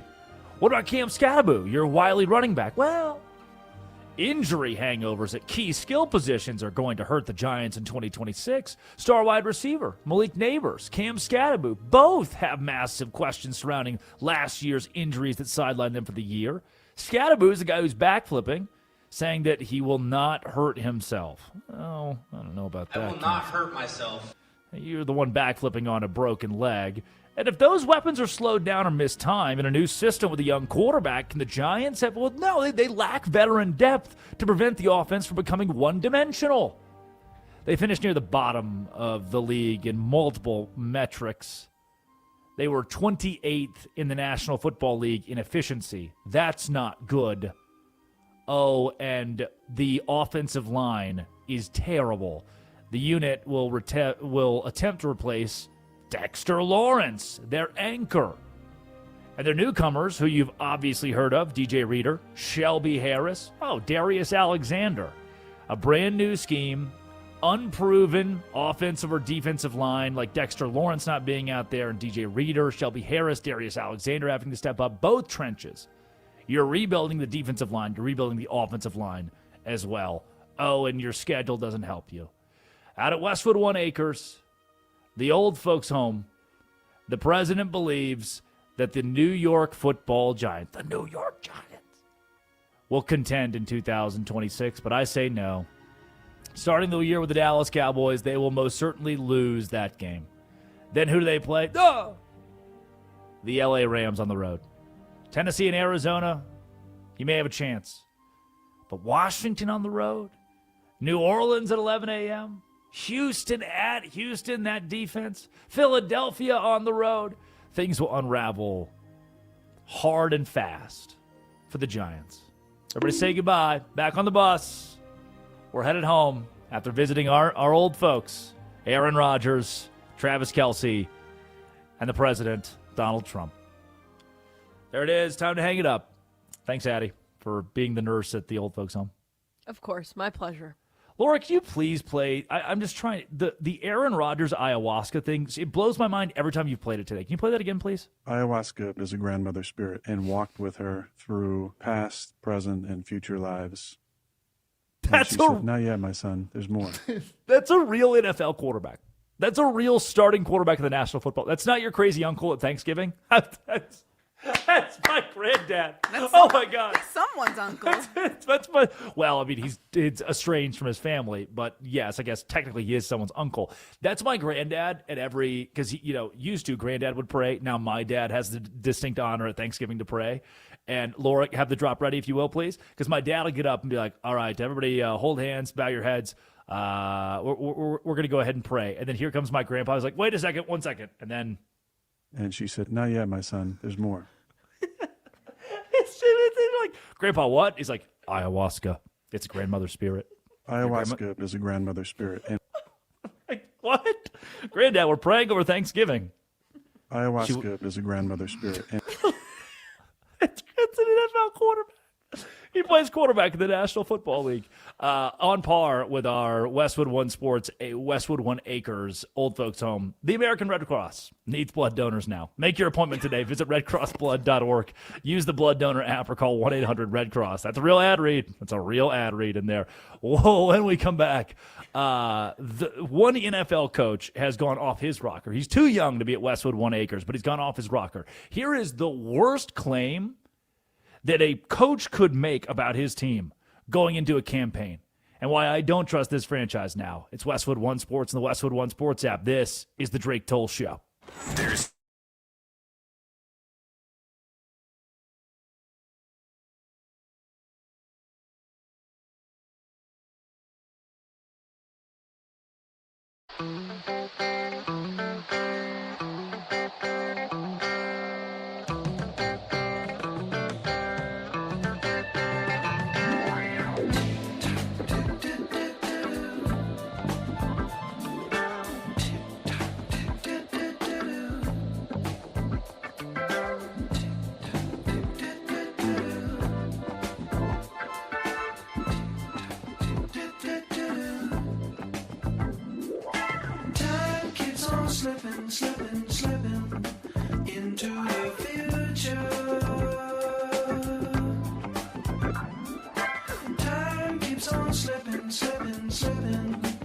into the future.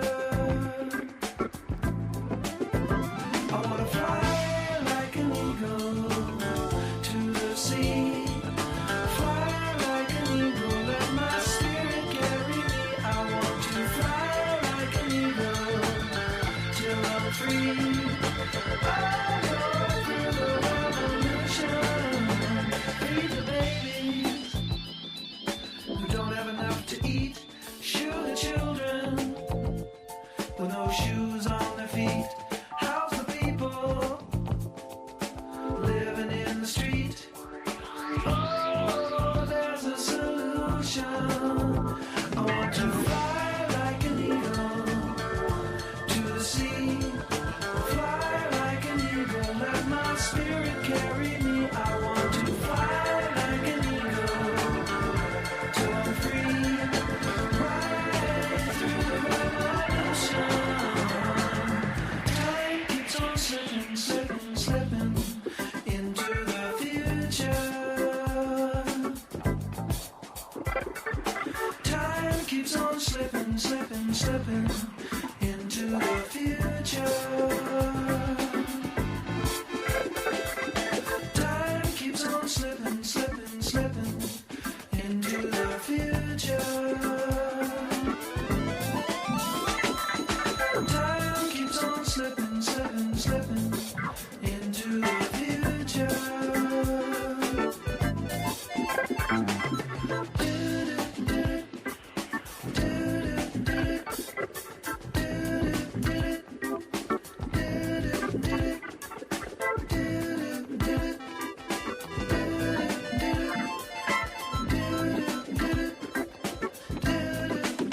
I want to fly like an eagle to the sea.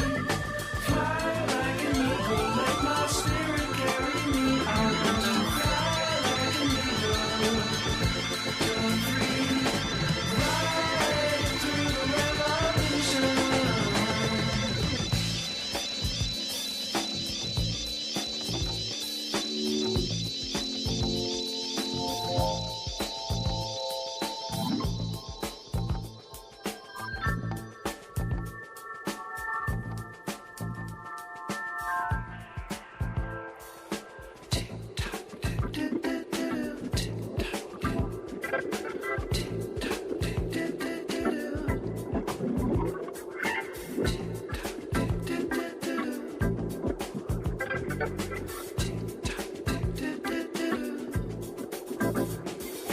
Time keeps on slipping, slipping, slipping into the future. Time keeps on slipping, slipping, slipping into the future.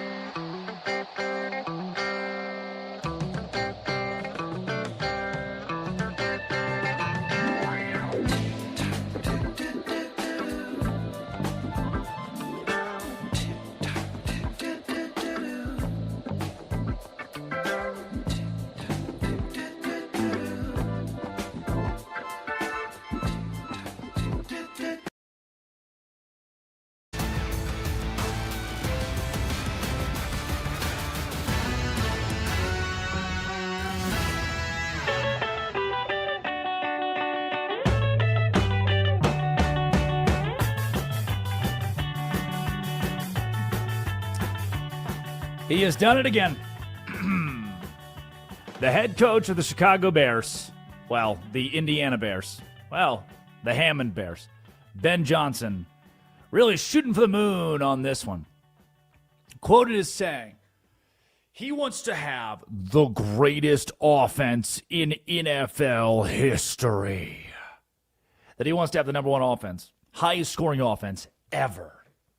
Okay, Ben Johnson, I guess, excuse me. Hey, Drake Toll here from the Drake Toll Show, Westwood One Sports, the Westwood One Sports app, 310-840-4910.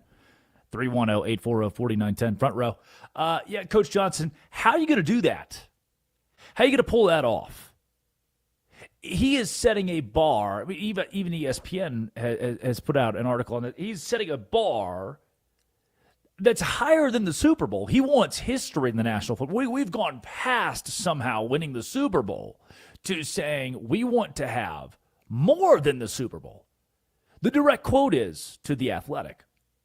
You've got 31 other teams coming to training camp saying our goal is to win the Super Bowl. I want more than that. What? Ben, you're the head coach of the Bears. Can we start with the Super Bowl? It's time for our idiots of the day. Idiot of the day. The Chicago Bears can be included for multiple reasons as our idiots of the day. Again, it is Westwood One Sports, the Westwood One Sports app. Addie Bates produces, Laura Jimenez runs the board. Addie, can I key you in for this? Do you remember when Joe Madden was hired as the skipper of the Chicago Cubs in 2015? And it would have been 2014 going into the 2015 campaign, and he said, we're going to win the World Series, and we're going to do it this year. That was crazy. Now, the Cubs made the playoffs, did not win the World Series. They would go on to win the World Series in 2016. That was a cool, I remember where I was. I remember the room I was in when I first heard that press conference, and Joe Madden for the Cubs, who hadn't won it in 100 years, said, we're going to win the World Series. And I thought, oh, I felt something. Like the Rays guy, Joe Madden, I felt something I'd never felt before. I believed him. When Ben Johnson of the Chicago Bears, who have, Drake Toll, front row, never had a quarterback throw for 4,000 yards ever in a season in their history. When that guy says, oh, the Super Bowl, not good enough for us. We want to have the highest scoring offense of all time. I'm out. I'm selling. I don't like it. There is a difference between having a very competitive coach who, is high on his team versus unrealistic expectations. I kind of think of the Joe Madden thing in the comparison to Sports Illustrated. At a certain point, they put out in a magazine, it said 2017 is the Astros year, and it was way in advance, and they broke down all these reasons why. Well, the Astros won the World Series that year, and that is about, Was the article AI, by the way? Did AI make the article? It was not. It was not. The old days, huh? The old days. But Bears head coach Ben Johnson to say they want to have the highest scoring offense ever, which happens to be the 2013 Denver Broncos, I just don't see that. If we even want to look at the NFC North Division winner odds right now, they are in third place at plus 305, behind Detroit, who's at plus 170, and the Green Bay Packers at plus 225. And by the way, hold on, I just gotta go backwards. Oh, they won the division, so they're not even favorites to win the division again. So if you can do that, if you can have the highest scoring offense without winning the division, you got a problem though. One of the most electric playmakers, by the way, Luther Burden III, the wide receiver, has been sidelined for a while now with strained groin. Expected to be back for week 1. We don't know what he's going to look like. There are still questions around the Bears offense. To go back to your point, by the way, about the Denver Broncos in 2013, they scored. The quote goes on. Ben Johnson doesn't just say, I want to have the highest scoring offense of all time. He references the Broncos by name. Keep the Broncos name out your effing mouth. He says, quote, I want to have the highest scoring offense ever, which happens to be the 2013 Denver Broncos. I know how many points per game they scored, 38. And I want to surpass them. I want shutouts. I want blowouts. So not only does he want to have the highest scoring offense of all time, he wants shutouts as well. Can I ask a question? Hold on. Introduce yourself. Give the outlet. Hi, my name is Addie Bates. I'm the producer of the Drake Toll Show, and Would you say hi at a press conference? Would you take the mic and say hi? Hi. Hey. Hi, Addie. There it is. Yes, it's more like an AA meeting here. Who was the quarterback of the 2013 Denver Broncos? It would be somehow past his prime, but also prime Peyton Manning. Okay. Who's the quarterback of the Chicago Bears? That would be the guy who paints his fingernails, Caleb Williams. Okay, so Caleb Williams would have to put on a performance like an old Peyton Manning, who still was, like you said, in his prime, right? Yeah, it's kind of weird because Manning had been in the NFL for a long time, for like over a decade, and shouldn't have been in his prime, but was like even better somehow with the Broncos. So it's hard to even like.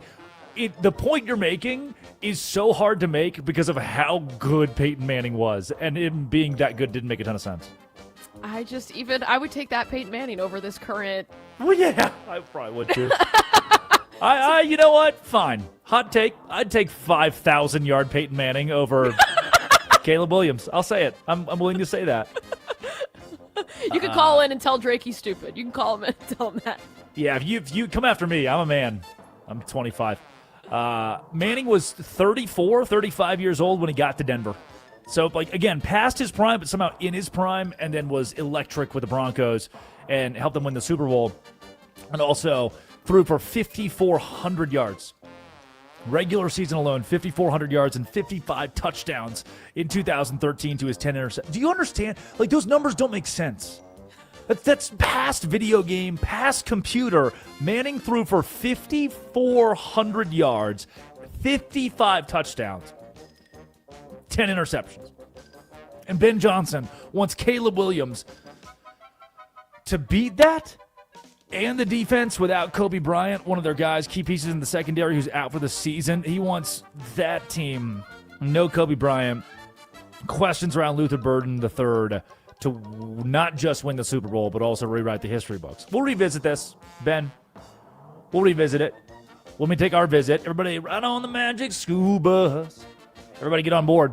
We're headed to Hammond, Indiana. Yeah. Yes. It's Westwood One Sports, the Westwood One Sports app, the Drake Toll Show, part of our Idiots of the Day.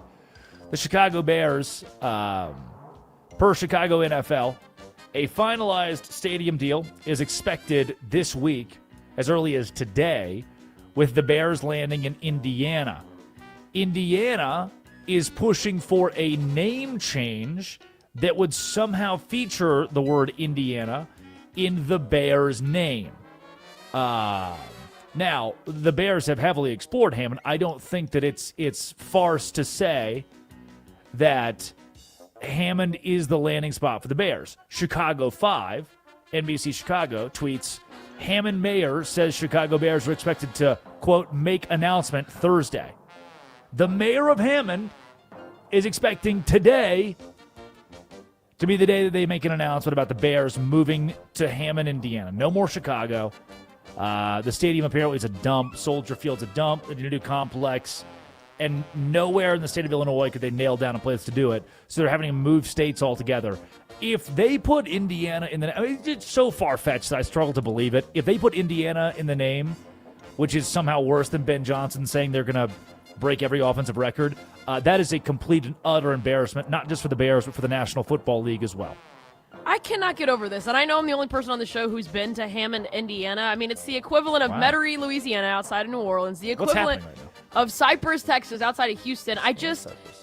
Okay, you like Cypress. Spring, Sugarland, Cypress. My dad's from there, but like worse, and so you're already moving the Bears to this awful part of Indiana, and I know people from Indiana will agree with me. I've heard that. It's not an insult. And then you're going to call them the Indiana Bears? The Indiana Bears. This franchise. This isn't a brand new franchise. This is oh, gosh. Indiana Bears. It's going to be awesome. Super Bowl Shuffle. Wow, the Super Bowl Shuffle, 1985. That's what I'm reminiscent of the Super Bowl Shuffle. Back then in 85, when Ditka and company said we're about to dominate the NFL, win the Super Bowl, I was like, all right, they probably are. And they did, and they won the Super Bowl. They did the Super Bowl Shuffle telling the world, we're going to win the Super Bowl. And you know what they did? They won the Super Bowl. That's nuts. It falls a little more flat When Ben Johnson says, hey, guys, we're going to have the best offense of all time. Even better than the 2013 Broncos. Okay. All right, great. It is Addy Bates producing. Laura Jimenez runs the board. Those are your idiots of the day, just effectively the entirety of the Chicago Bears and their organization. Maybe an even bigger idiot, and I'm so excited to reopen this conversation. The most expensive sports team, the most expensive sports sale in the world, has dirty fingerprints all over it. Is there fraud happening with the sale of the Lakers? That's up next. This is the Drake Toll Show. This is Westwood One.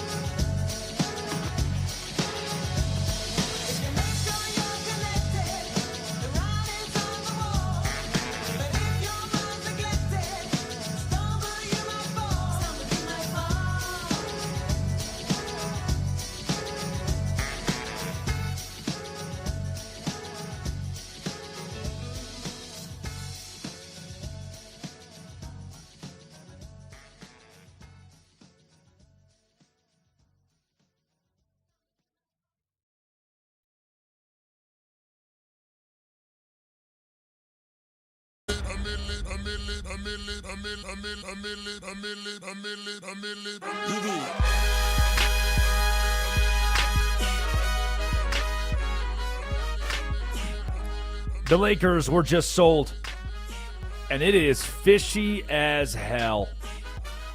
This stinks, man. Where there is smoke, there is fire, and the Lakers being sold stinks. Let me give you the timeline on this.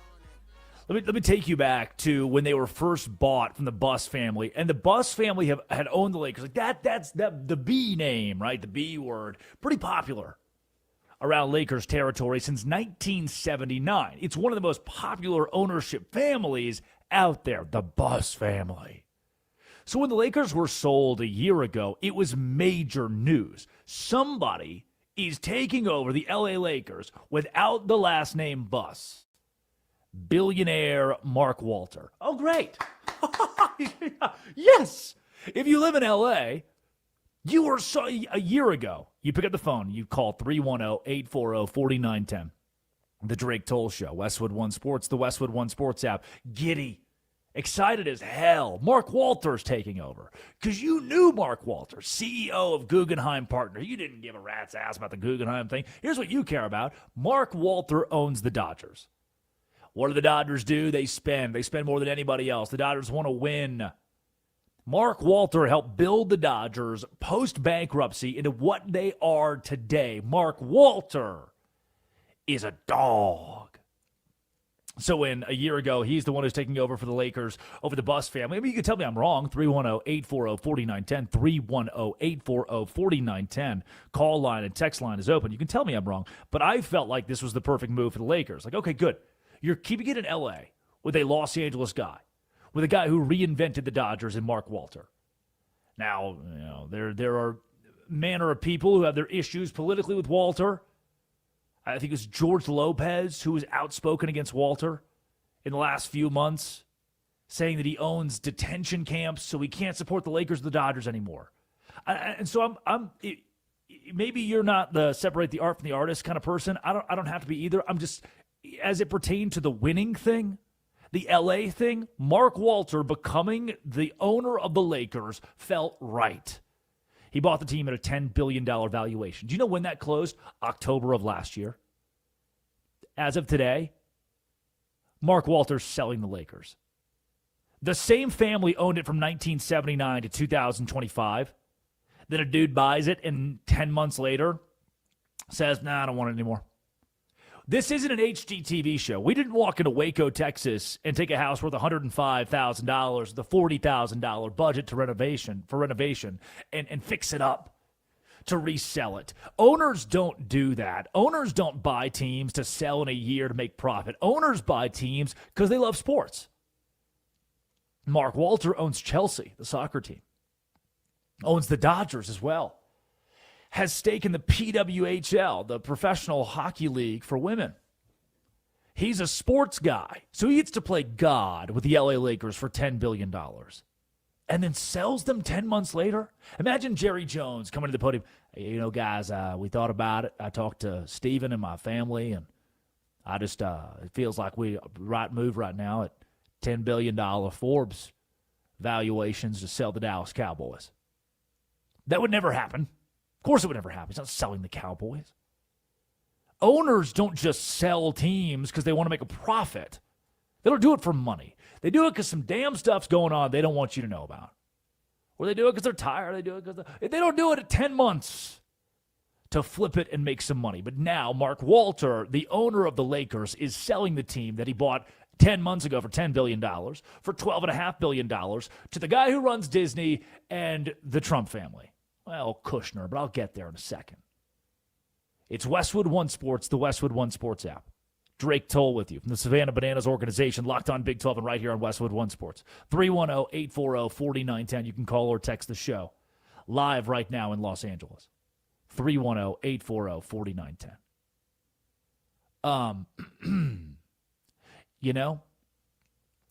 The end of the era, the 10-month era, comes with its baggage, and as I was unpacking this baggage, I want you to make your own assumption. Walter, who just sold the team, is being investigated by the FBI, by the SEC, by the United States government for money that is missing. Here's a digestible. I'm trying to make this digestible because here's where the figures, here's where the controversy, where the dirt, where the gross, shady piece of him selling the Lakers comes into play. There is a federal investigation going on into a billionaire. His name is Mark Walter. That's the guy who just sold the LA Lakers. Federal prosecutors in Manhattan opened an inquiry into Guggenheim Partners. You'll remember from 3 minutes ago, that's the thing that Walter's the CEO of.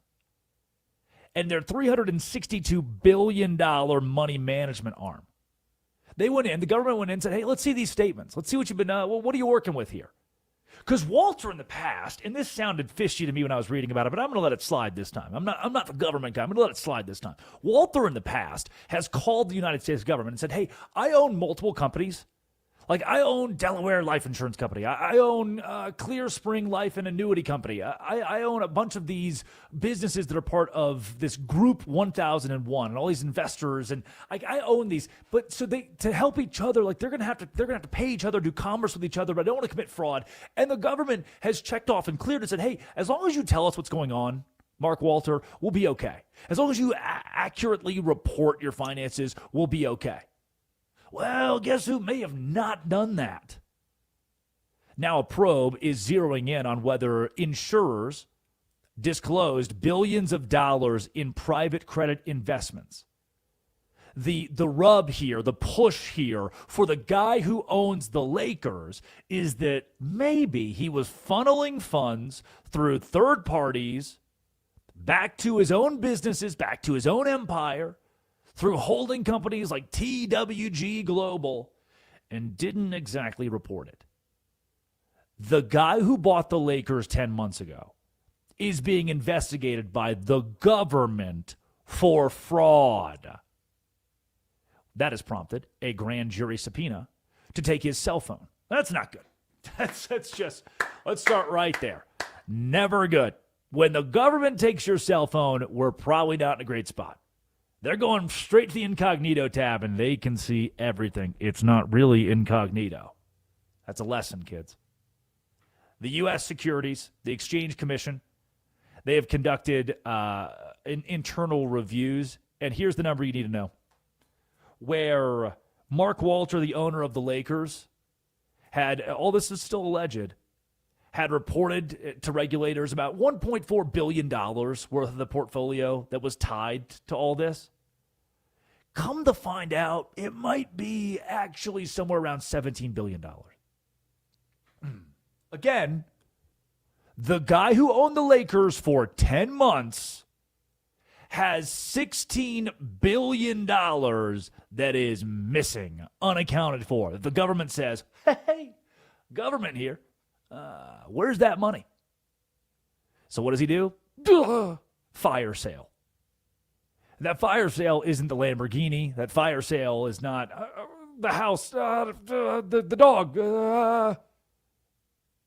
No. The fire sale is the Lakers. He got a call on Sunday. You know what I did on Sunday? I was home in my abode in Savannah, Georgia. And I planned to paint. I was going to paint. It was kind of rainy, so I couldn't. I was going to paint. I've got a screened-in porch that's been installed, and I was going to paint it to make it look a little bit nicer, kind of get it like I want it for college football, NFL season, to sit on the back porch and watch football. And I couldn't paint because it was raining too hard, so instead went to Ross, Goodwill, got some decorations for it, had a nice dinner. That was my Sunday. You know what Mark Walter's Sunday was? He gets a call from Bob Iger, the former CEO of Disney, and Josh Kushner. Hold on to the last name Kushner. He's the founder of Thrive Capital, the brother of Jared Kushner. Wait a second. Hold on. Josh Kushner, brother of Jared Kushner, husband of Ivanka Trump, daughter of Donald Trump, president of the United States. Thank you, President Trump. We have Josh Kushner, a tie to the Trump family, and Bob Iger, who on Sunday, while I'm trying to paint my backyard, they call Bob Walter. They call Walter and said, hey, can we buy the Lakers? And within 3 days, the Lakers are sold. Is that fishy? You draw your conclusion. 3 days, the Lakers got sold after 10 months of ownership. Mark Walter's holding company, his insurance entities, all of these still under investigation, and behind the scenes, as his empire, the Walter Empire, faces pressure to liquidate assets, to raise cash immediately. Oh, we got to hurry. We got to make cash fast. We're missing $16 billion. Selling the Lakers might be a way to just patch up your corporate balance sheet. And who do you sell it to? Who do you sell it to? You didn't sell it to Joe Blow down the street. You didn't give it back to the Buss family. You didn't call Steve Ballmer to say, hey, Steve, it's Walters here. Yeah, the government wants a lot of money from me. Do you want to buy the Lakers? No. You didn't sell it to a rich guy. You didn't sell it to a random guy. You sold it to a guy with connections to the Trump family. Now, this Kushner, is notably Democratic. He's not tied up in the White House politics. But Josh Kushner, who owns this Thrive Capital, come to find out, Thrive Capital is the same business that a week ago, if you followed any, and this is a bit in the weeds, but FIFA goes through this $20 billion private equity plan where FIFA wants to sell out some of these games to private equity. Who is in the middle of that? Who is the biggest donor, the biggest spearhead in that? Thrive Capital. Interesting, per se. Jared Kushner. He was the one pushing the shady deal with FIFA. And the shady deal with FIFA, we come to find out, is, oh, wow, the leadership of FIFA is now helping the Kushners. The leadership of FIFA is now helping an arm of the Trump family. Like, we were already kind of weirded out by how close Trump was to the leaders of FIFA. It seemed like that relationship's super tight. Is there something going on there? Well, come to find out, the guy who just bought the Lakers is tied pretty closely, business-wise, to Donald Trump. May I pitch you this? If you're the owner of the Lakers and the government wants your ass, if you're the owner of the Lakers and you're in hot water with the United States, wouldn't it be good to sell the Lakers to someone who has a whole lot of business connections to the president? Now, I'm not saying the president's doing any sort of colluding. I'm not saying the president's doing anything illegal. I'm not saying that Walter is doing anything illegal. But does this strike you? Are you learning something? So here's what I want you to have. Here's what I want to arm you with, is when you walk into the office today and someone says, oh, you see the Lakers got sold. Isn't that weird? The guy bought it 10 months ago. Now you know. Hey, everybody sit down. I got the information. I got the scoop. I was listening to Westwood One Sports this morning, and I got the rundown. Walter, the owner of the Dodgers, needs money fast. $16 billion are missing. What does he do? In the middle of all that, he sells the Lakers. He makes $2.5 billion off the sale, sells them for $12.5, had bought them for $10 a year ago. And who does he sell them to? A connection to the Trump enterprise, a connection to the president of the United States. When the United States is investigating Walter, the same guy who presented the president with his own custom Dodgers jersey when the Dodgers visited the White House. I'm not saying, look, man, if the government wanted $16 billion out of me, I'm going to make everybody happy that I can. I'm going straight to the White House and be like, hey, you all, everyone's my friends here, right? I'll sell you the Lakers. You guys can have the Lakers. I need help. Walter sold the Los Angeles Lakers after owning them for less than a year. And he sold them to Bob Iger, former CEO of Disney, and a Kushner, a business tie to the Trump family, to the president. If you want to know, by the way, those who are in Los Angeles, you woke up today in Inglewood. Good morning, going to the gym.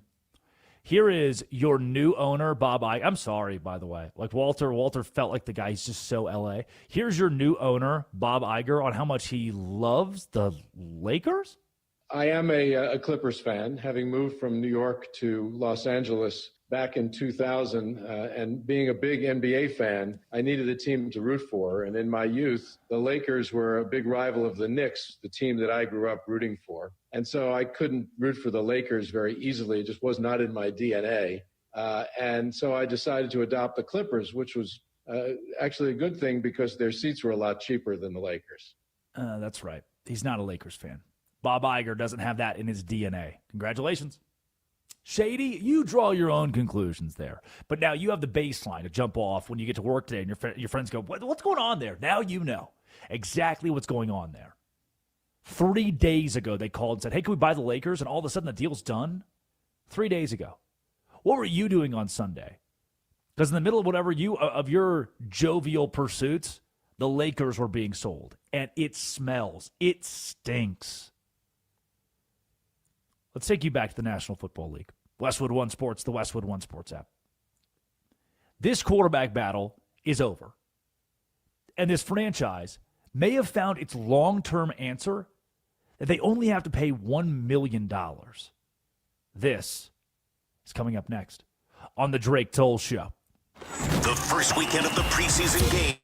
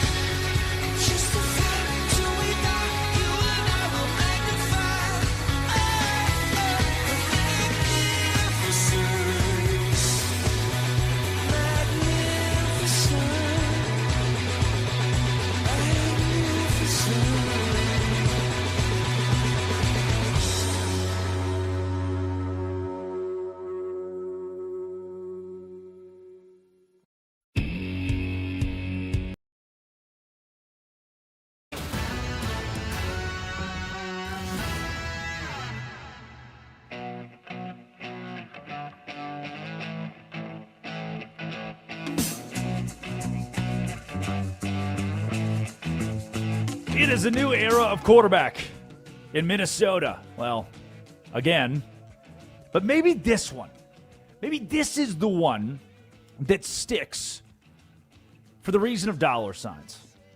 $1.3 million into the pocket of Kyler Murray, the starting quarterback in 2026 for the Minnesota Vikings. It's the Cardinals who are paying Murray to play for the Vikings this year. You've got a guy with upside, ceiling, a guy who, and it's a big if he stays healthy, can help the Vikings compete. And Kevin O'Connell, former NFL Coach of the Year, who is this quarterback whisperer, has been able to elevate quarterbacks in his tenure in the National Football League and tenure in Minnesota.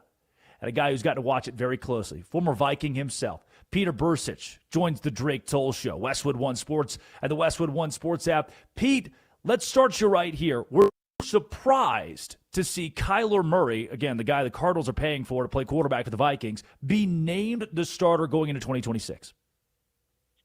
I don't know about surprise. We knew that it was going to be a competition, and then we knew that the Vikings wanted to take a good hard look to see how much J.J. McCarthy had improved from last year. So we knew that. As far as watching him in practice per se, and there wasn't one that was really standing out compared to the other, so to speak. But that's training camp, right? I mean, you have installations, you have the defense putting stuff in ahead of the offense or vice versa. I mean, there are a lot of different factors on that day-to-day, and a lot of that's just noise. But Coach O'Connell and the offense saw enough, and they decided to make a choice. And, 2 years ago, we didn't know that Sam Darnold was going to be our starter until about a week later than this year, than the decision this year, because it wasn't until combined practices after JJ had injured his knee that that they had made their final decision. So obviously not too late, but the decision has been made, and here we go. Pete, with Kyler Murray being named the starter in Minnesota, and you mentioned the installs of training camp, and Kyler himself has talked about learning a new system and how that's been maybe the biggest challenge of stepping into Minnesota so far. Will we know whether it is the end of training camp or these preseason games, just what we'll get from Kyler Murray until week 1 against the Packers, or will it take that first snap against Green Bay until we see Kyler at full tilt boogie? Yeah, I don't think you're going to see much of anything out of what Kyler Murray is and what he's going to do and what they want to do to him until opening day. And that matters, and that's going to be a difference, because you have Kyler Murray, who's an unbelievably talented guy, a guy who was drafted in the first round of both. He's the only guy in history to be drafted in the first round of the Major League Baseball draft at number 9 to Oakland. The Athletics time. And then, not even a year later, he's drafted in the number 1 overall in the NFL. But he's not Kevin O'Connell's, let's say, he's not his prototypical kind of 6'4" something, 6'5" pocket passer. So there's going to have to be compromises made. And this is the part that I find so intriguing, is how much is Kevin O'Connell going to change the offense to match Kyler Murray's skill set? And then how much is Kyler Murray going to take on? Because he's going to have to change some of what he does. They're not just going to run what he did in Arizona. How willing and able is he to take on changes as well? So both sides, the coaching and the player side, have to kind of meet in the middle. And where that's going to be, we're not going to see that until we play Green Bay. Green Bay will not know what this offense is about and what we want to do in that regard until we play them. So that I think is, that's the plan, I believe, going forward. And it's going to be, you mentioned it, Kyler Murray's very talented, a 2-to-1 touchdown to interception ratio. I think that's one of the biggest things, because quietly that's what's been hurting this offense over the last couple seasons, especially last year, just a number of giveaways. And if we just reduce that number with the defense that we have, that Brian Flores has put on the field year in, year out, albeit we're young this year, I think that's going to give the Vikings the best chance to win. He is Pete Bursich, Minnesota Vikings Radio Network, and former Viking himself. Pete, again, appreciate you being up early with us on the Drake Toll Show, Westwood One Sports and the Westwood One Sports app. You know, when Sam Darnold walked into Minnesota, I think he was 27 years old at the time. I might be off by a year or two. And for Kyler at 29 years old, and I get it, he's had his injury issues, but if he gets back to prime form, if things go well for Kyler in Minnesota, is there a best-case scenario where he's a franchise quarterback option for the Minnesota Vikings long-term? Yeah, it's an option. He still, he has some time. He still has some tread left on the tires, and they're going to get a first-hand view of that. The unfortunate part is that if that's the case, then we are going to see ourselves in the exact same situation that the Vikings were in 2024. Yep. We had drafted J.J. McCarthy. He was going to be the heir apparent, and the injuries take him out. So the long-term solution at quarterback for the Vikings still eludes us. And after the way the last two games of the season went in 2024, remember we go to Detroit on a Sunday night game that was to determine the whole thing, right? The division, everything was on the line, 14 wins, and we still had to win one more. And, we did not look that great.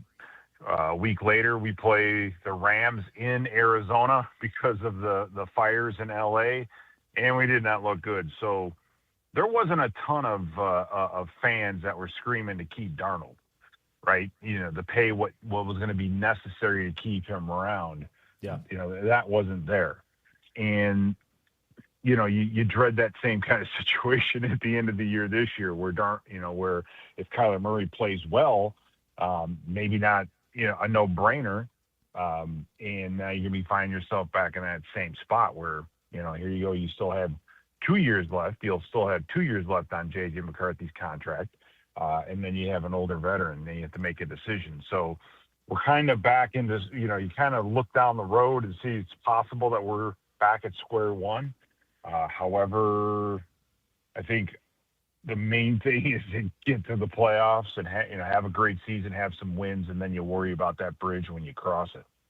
Pete, for a guy in yourself who played in the league, I would never ask you, and I wouldn't myself want to disparage a guy like J.J. McCarthy, who has made rookie mistakes at the podium in his short tenure in the NFL, and to me has seemed as mature as ever in his response to being named the backup quarterback to Kyler Murray. But how did we get here with J.J. McCarthy not being the guy going into 2026 for the Minnesota Vikings? We got here because he was only healthy for 10 starts out of a possible how many 30 some odd starts over 2 years. 35 possible games, counting the playoff game. I think he started 10 and finished 9. So you just didn't get to see a body of work. You didn't get a chance to see him develop. Now, granted, the 10 games he played last year, the last 4 were much better than the first 6. And, you go into Detroit, beat a Detroit team nobody expected us to win. So he had some moments along the way, but you've got to stay on the field. You've got to play to develop, to overcome. Some things will go well, and then you have to learn to make that next adjustment, and the next one after that. So it's just we're here because of an incomplete grade. Yeah, we're here because we just haven't seen enough of him on the field, and that's his challenge going forward. What does J.J. McCarthy do now? Well, what he does now is he gets himself ready. I mean, his road to being a starter is less like Peyton Manning's and more like Tom Brady's, right? When he was ready, when Drew Bledsoe, went down. Yeah. Brady was ready to go, and that's kind of how McCarthy's going to have to prepare himself now going out. So it's not over. He still might have a chance. We don't know. And he just has to be ready as soon as he gets that opportunity. So that plan, that reality has changed for him. He's going to have to accept that and then do what he has to do to get himself back on the field. Joining us from the Minnesota Vikings Radio Network, Pete Bursich on the Drake Toll Show, Westwood One Sports. Pete, last thing I got for you, and every franchise, you get to August 13th, and everybody's ready for the Super Bowl. Everybody's ready for the playoff push. We've got the extra key. We got the secret guy that nobody else, and so-and-so had a great catch at at training camp. And surely there are some Vikings fans who believe that. What is – you have the pulse of the city. What is the expectation, the realistic expectation for fans of the Minnesota Vikings headed into this season? I think a realistic expectation is to make the playoffs. I mean, NFC North was a bit of an oddball last year where everybody in the division had a winning record, right? And we, lost a game late in the season in the Chicago Bears that ultimately kept us out of the playoffs. And that's, and then we're talking about with Max Brosmer, we're talking about with J.J. McCarthy, we're talking about with Carson Wentz and the quarterback carousel that we had. We still, by the end of the year, had an opportunity. So I think playoffs is the realistic goal for this team this year. And I think that, that's kind of where everything's set right now. I don't think anybody has seen enough out of Kyler Murray to say we're going to go the whole way. Now, if we start out, let's say 3-4-0 and things look great, you're going to see people fly off the handle. You know what I mean? Yeah. So, you have to kind of, it's a long year. And with the way camp is now and everything else, teams change so much throughout the course of the year. How you are in September is definitely not how things are going to be in November and December. So, but playoffs, I think, is making the playoffs, I think, is the goal for this franchise and this squad, for sure. Pete, if the Vikings start out 3-0 and they've got to play Green Bay, Chicago, and on the road at Tampa Bay, it's Super Bowl or bust from there. I mean, you lock in. If the Vikings start 3-0 with Kyler Murray, especially with Miami, New Orleans, and Indianapolis, 3 really winnable games following that, that's 6-0. Now we're really building the Super Bowl case. Right, we say that now, but the Colts are all over the place, and one injury changes the entire thing. I mean, the whole, it's so difficult to look at that schedule to say, yep, we'll be good here, and this is going to be tough, and vice versa. But with the way the league is designed, the schedule, you start out very division heavy, and then you have 3 months of kind of back and forth, and then you end it the last 2-3 weeks. Like the Bears.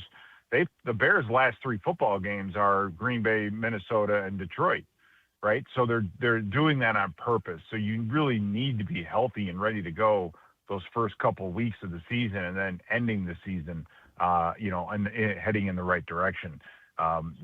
We've done that, we did that, I think, last year, just minus the quarterback position. So hopefully Kyler Murray will be able to provide us with that kind of stability, and I think that little bit of stability. Now, remember, 3 years ago, stable quarterback and Kirk Cousins, we win 13 games. That we do it with Sam Darnold, who went the whole year and won 14. So when this franchise, when Coach O'Connell has stability at the quarterback position, things have gone well.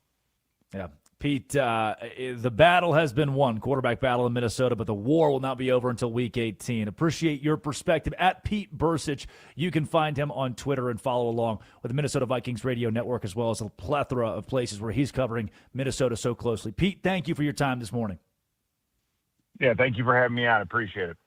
Minnesota Vikings. We're there. The division-heavy start to it, Green Bay, and then at Chicago, at Tampa Bay. I think Tampa, I think Tampa wins their division this year. I think the way the Baker Mayfield stuff has unfolded, Vita Vea requesting a trade, you've got some guys playing with fire. They're either playing with fire for Tampa to win or playing with fire for themselves to win personally. Either way, they're playing with fire.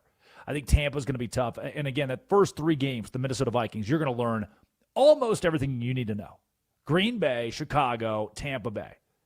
That's a gauntlet to start you off. And if you can go 2-1, if you can go 3-0, and then play Miami, New Orleans, Indianapolis, you've got a really good shot to put yourself in that early positioning to make the postseason.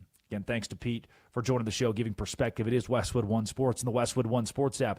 It is Drake Toll with you from the Savannah Bananas organization. Locked on Big 12. Addie Bates produces. Laura Jimenez runs the board. Oh, hold on. There is a Heisman-winning quarterback who just sent a letter to his college, a recent Heisman-winning quarterback, who just sent a letter to his college saying, never use my face, my name, my image again. That's up next. This is the Drake Toll Show. Every team.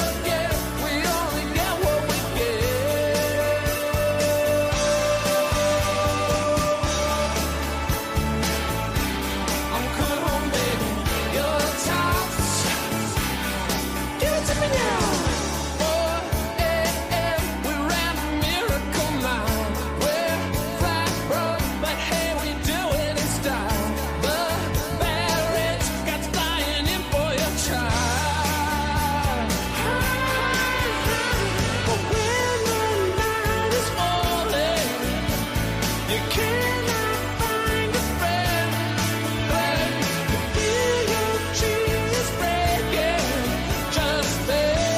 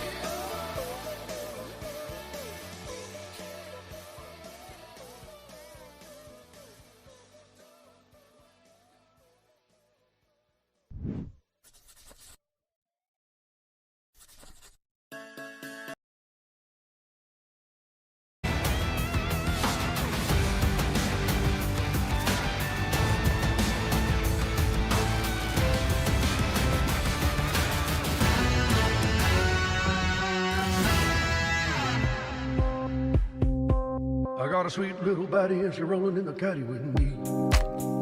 A Heisman-winning quarterback who hates his alma mater all of a sudden. I mean, like a guy who just won the Heisman, by the way, and is now in the National Football League. Jaden Daniels has sent a cease and desist letter to LSU.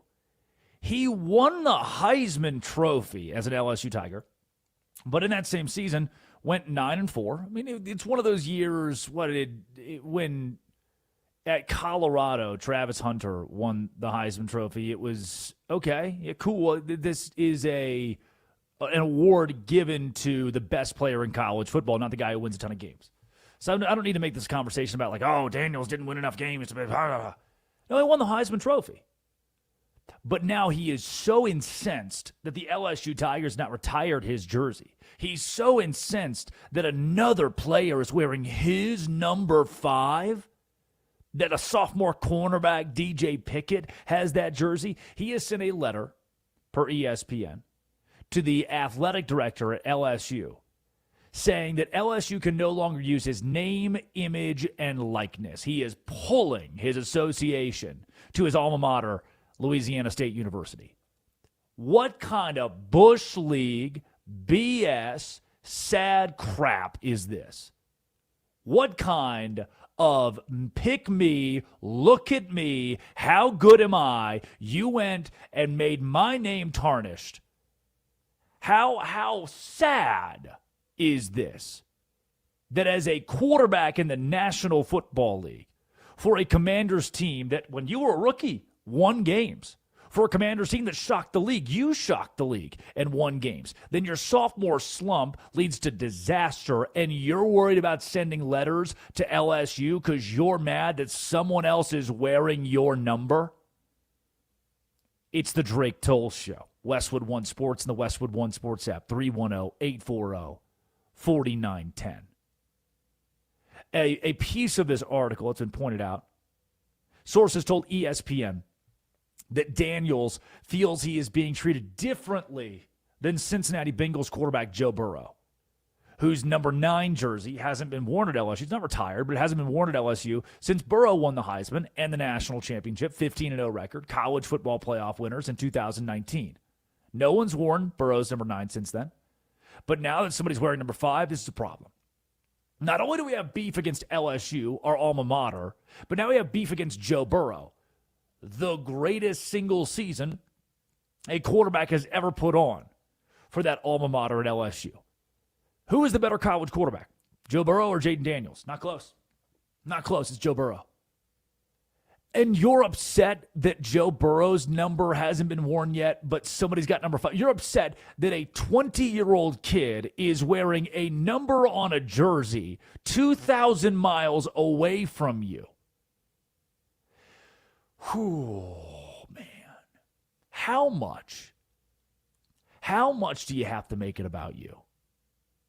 That is, you know how frustrated I'd be as a Commanders fan, as a Washington fan, to hear that my quarterback during this training camp session, I've called it spring training 3 times today, during training camp, is more worried about his legacy in college, is worried about disparaging Joe Burrow, who had a 76% completion percentage, 5,700 yards, and 60 passing touchdowns to 6 interceptions. He's mad that guy, no one's worn that jersey, but oh, woe is me. And has not only gone to the point of saying, hey, there's one thing if you go to the podium, and I already think it's kind of stupid if you go to the podium and say, hey, it's kind of sad that a guy's wearing my number. Feels a little different for me. Feels, maybe a little sting there, to win the Heisman Trophy and not have it retired and have another guy win that. Just hope he knows what it means to wear that number 5. If you, Jaden Daniels, go to the podium and say that, I'm already not happy. I'm already poking holes in this guy's character. But you sent a letter to the athletic department saying, never use my name, image, or likeness again. Don't put me on a poster. Don't put me on the front of the stadium. Don't put my name up. You have no access to any of that. Imagine cutting time. Imagine winning a Heisman Trophy for your college, for your school, for your team. And then in the wake of that, when you get a real, imagine this. Imagine in high school, you were all conference. Man, led the state in rushing yards in Tennessee. When you're 24 years old working at Goldman Sachs, are you going to call your high school? Oh, man, I'm so mad. I can't believe you gave my jersey number to somebody else. No, you don't care. You move on. Now, Jaden Daniels is calling LSU. I just told you Burrow's stats, by the way, 5,700 yards, 60 touchdowns. Daniels, 3,800 yards, 40 touchdowns. Stark difference, huh? One guy won the Heisman in the national championship and broke every record in the book. The other guy's Jaden Daniels, who's ticked off that a kid's wearing number 5. That's Bush League. It's Westwood One Sports and the Westwood One Sports app. The Drake Toll Show. Let's take you out to L.A. for a second. Well, I mean, kind of L.A. More like Houston. Well, more like Washington. It's kind of Sacramento. Let's take you out to Denver and then take you right back to Oklahoma City. What? Russell Westbrook is retiring. You know, for all the flowers that I'd love to give, you know what stinks about Russell Westbrook retiring? What is his legacy in the National nothing in the National Football League. What's his legacy in the NBA? Because when he's with the Thunder, I heard analysts go on TV yesterday and say, man, Russell Westbrook's the second greatest player for the Thunder ever. Who's first? Kevin Durant. Who did Kevin Durant play with? Russell Westbrook. Sweet. So we devalue Russ by saying, hey, just reminder, you live in the shadow of Kevin Durant in Oklahoma City. KD is OKC. Okay, fine. What about the triple-doubles, right? He averaged a triple-double 4 seasons in the NBA. 4 times he averaged a triple-double. Surely that must count for something. Oscar Robertson's the only guy to ever average a triple-double. He did it 1 time. Yeah, but Nikola Jokic has done it twice now. He'll probably do it 4 or 5 times before he retires. It's like every step along the way, Russell Westbrook, who hasn't played for OKC since 2019, who hasn't played more than 2 years in a city since 2019, every step along the way, even though the statistics were gaudy, the same guy who hasn't averaged more than 20 points since 2021. Though the numbers were gaudy, there was always somebody else there. Top 10 point guard ever? Probably. But there was always a Kevin Durant there. You live in his shadow. Kevin Durant was the worst. It's the worst thing that could have happened to Russell Westbrook in Oklahoma City.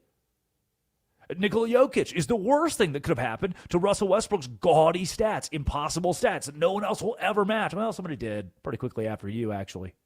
He made it look easy. He made it look like it's a thing that we can all do. That it's like normal in the NBA. I think it's like not that rare because you did it, but like this guy did it also. Russell Westbrook retires as a notable good guy. Walks out of the locker room, pays the clubbies, pays the local staff. He's the guy, hey, great to be around, great teammate. But what's Russell Westbrook's legacy? Huh? I'm a little lost on it. Because I can't tie him to one organization. He didn't retire as a member of the Thunder. He hasn't played for the Thunder since 2019. I don't look at Russell Westbrook as in a Thunder jersey. I see him in a Wizards jersey, a Lakers jersey. That didn't work out at all. Next to Anthony Davis and LeBron James. In a Nuggets jersey? No, I don't see him in a Nuggets. In a Sacramento King? No, definitely not. Heck, one of those years in L.A., he played 52 games in 2023. 3 of them he started. 3 of them he started. Like it just wasn't. That was before the move to the Clippers. And then he goes to the Clippers and is just okay. I don't. It stinks. It stinks that's what. But I hear a lot of the flowers on TV. I hear a lot of the flowers on radio. And Russell Westbrook deserves flowers. First ballot Hall of Famer. You bet your ass. But what's his legacy? Because the second he did something cool, somebody else was right there to dethrone him. It's Westwood One Sports, the Westwood One Sports app, the Drake Toll Show, 310-840-4910, Drake Toll with you. And it's time for Are You Smarter Than Drake Toll? Yes. We got a good one for you today. We got a good one. Good morning, Laura. Did you win trivia last night? No. Okay. No, but I also had to, I missed an entire round. I was outside. So you can't have your phone inside. Drake, are you ready? Nominally, yes. Laura, are you ready? No. What's the first category? Great. Music. Music. Oh, give me the time of day and the day of the week that Piano Man takes place. Tuesday at 3 o'clock. 9 o'clock on a Saturday. There it is, Drake Toll. Yes. Next question. Next category. Movies. Who voices Darth Vader in the original Star Wars movies? Oh, man, that James guy's Earl dead. Jones. James Earl Jones. Dead or Gosh, alive, Laura. Wow. Yes, but it's still James Earl Jones. And Field of Dreams. He's in there. Next category. Lion King. But Science. Science. What do astronomers call an interstellar cloud of dust, hydrogen, helium, and other ionized gases? Nebula. A Oh my, cloud. it is a nebula. Thank you. How Next. does Drake know that? History. History. Laura, this one is actually for you. You should know this one. The Ghirardelli Chocolate Company was founded in which city? San Francisco. Yep, there goes Laura. There she goes. Don't let her get hot. Don't let her get hot. There she goes. Don't Final let her get hot. category. Random. What LSU Tiger and former classmate of my mom was Jade drafted Daniels. by the Orlando Magic in 1992? Shaquille O'Neal. I want to thank God. I want to thank the Academy. I would like to thank my parents. I'd like to thank ayahuasca, specifically the Ayahuasca grandmother is the spirit. grandmother spirit, and walked with her through past, present, and future lives. I would like to thank the hot dog they're selling at the game tonight for the Field of Dreams game that has corn on it, as well as no ketchup. No ketchup. Chicago can't do that. And I would also like to thank. I would like to thank Diana Rossini. That's it. Nothing I'd also bad like to can say thank happen. you. It can only good happen.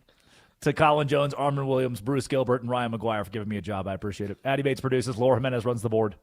Yes, I won. It's Westwood One Sports and the Westwood One Sports app. Nick Costos is coming up with You Better, You Bet. In the meantime, this has been It Always Will Be. We'll see you tomorrow from 6 a.m. to 9 a.m. Eastern Time. The Drake Toll Show. This is Westwood One Sports.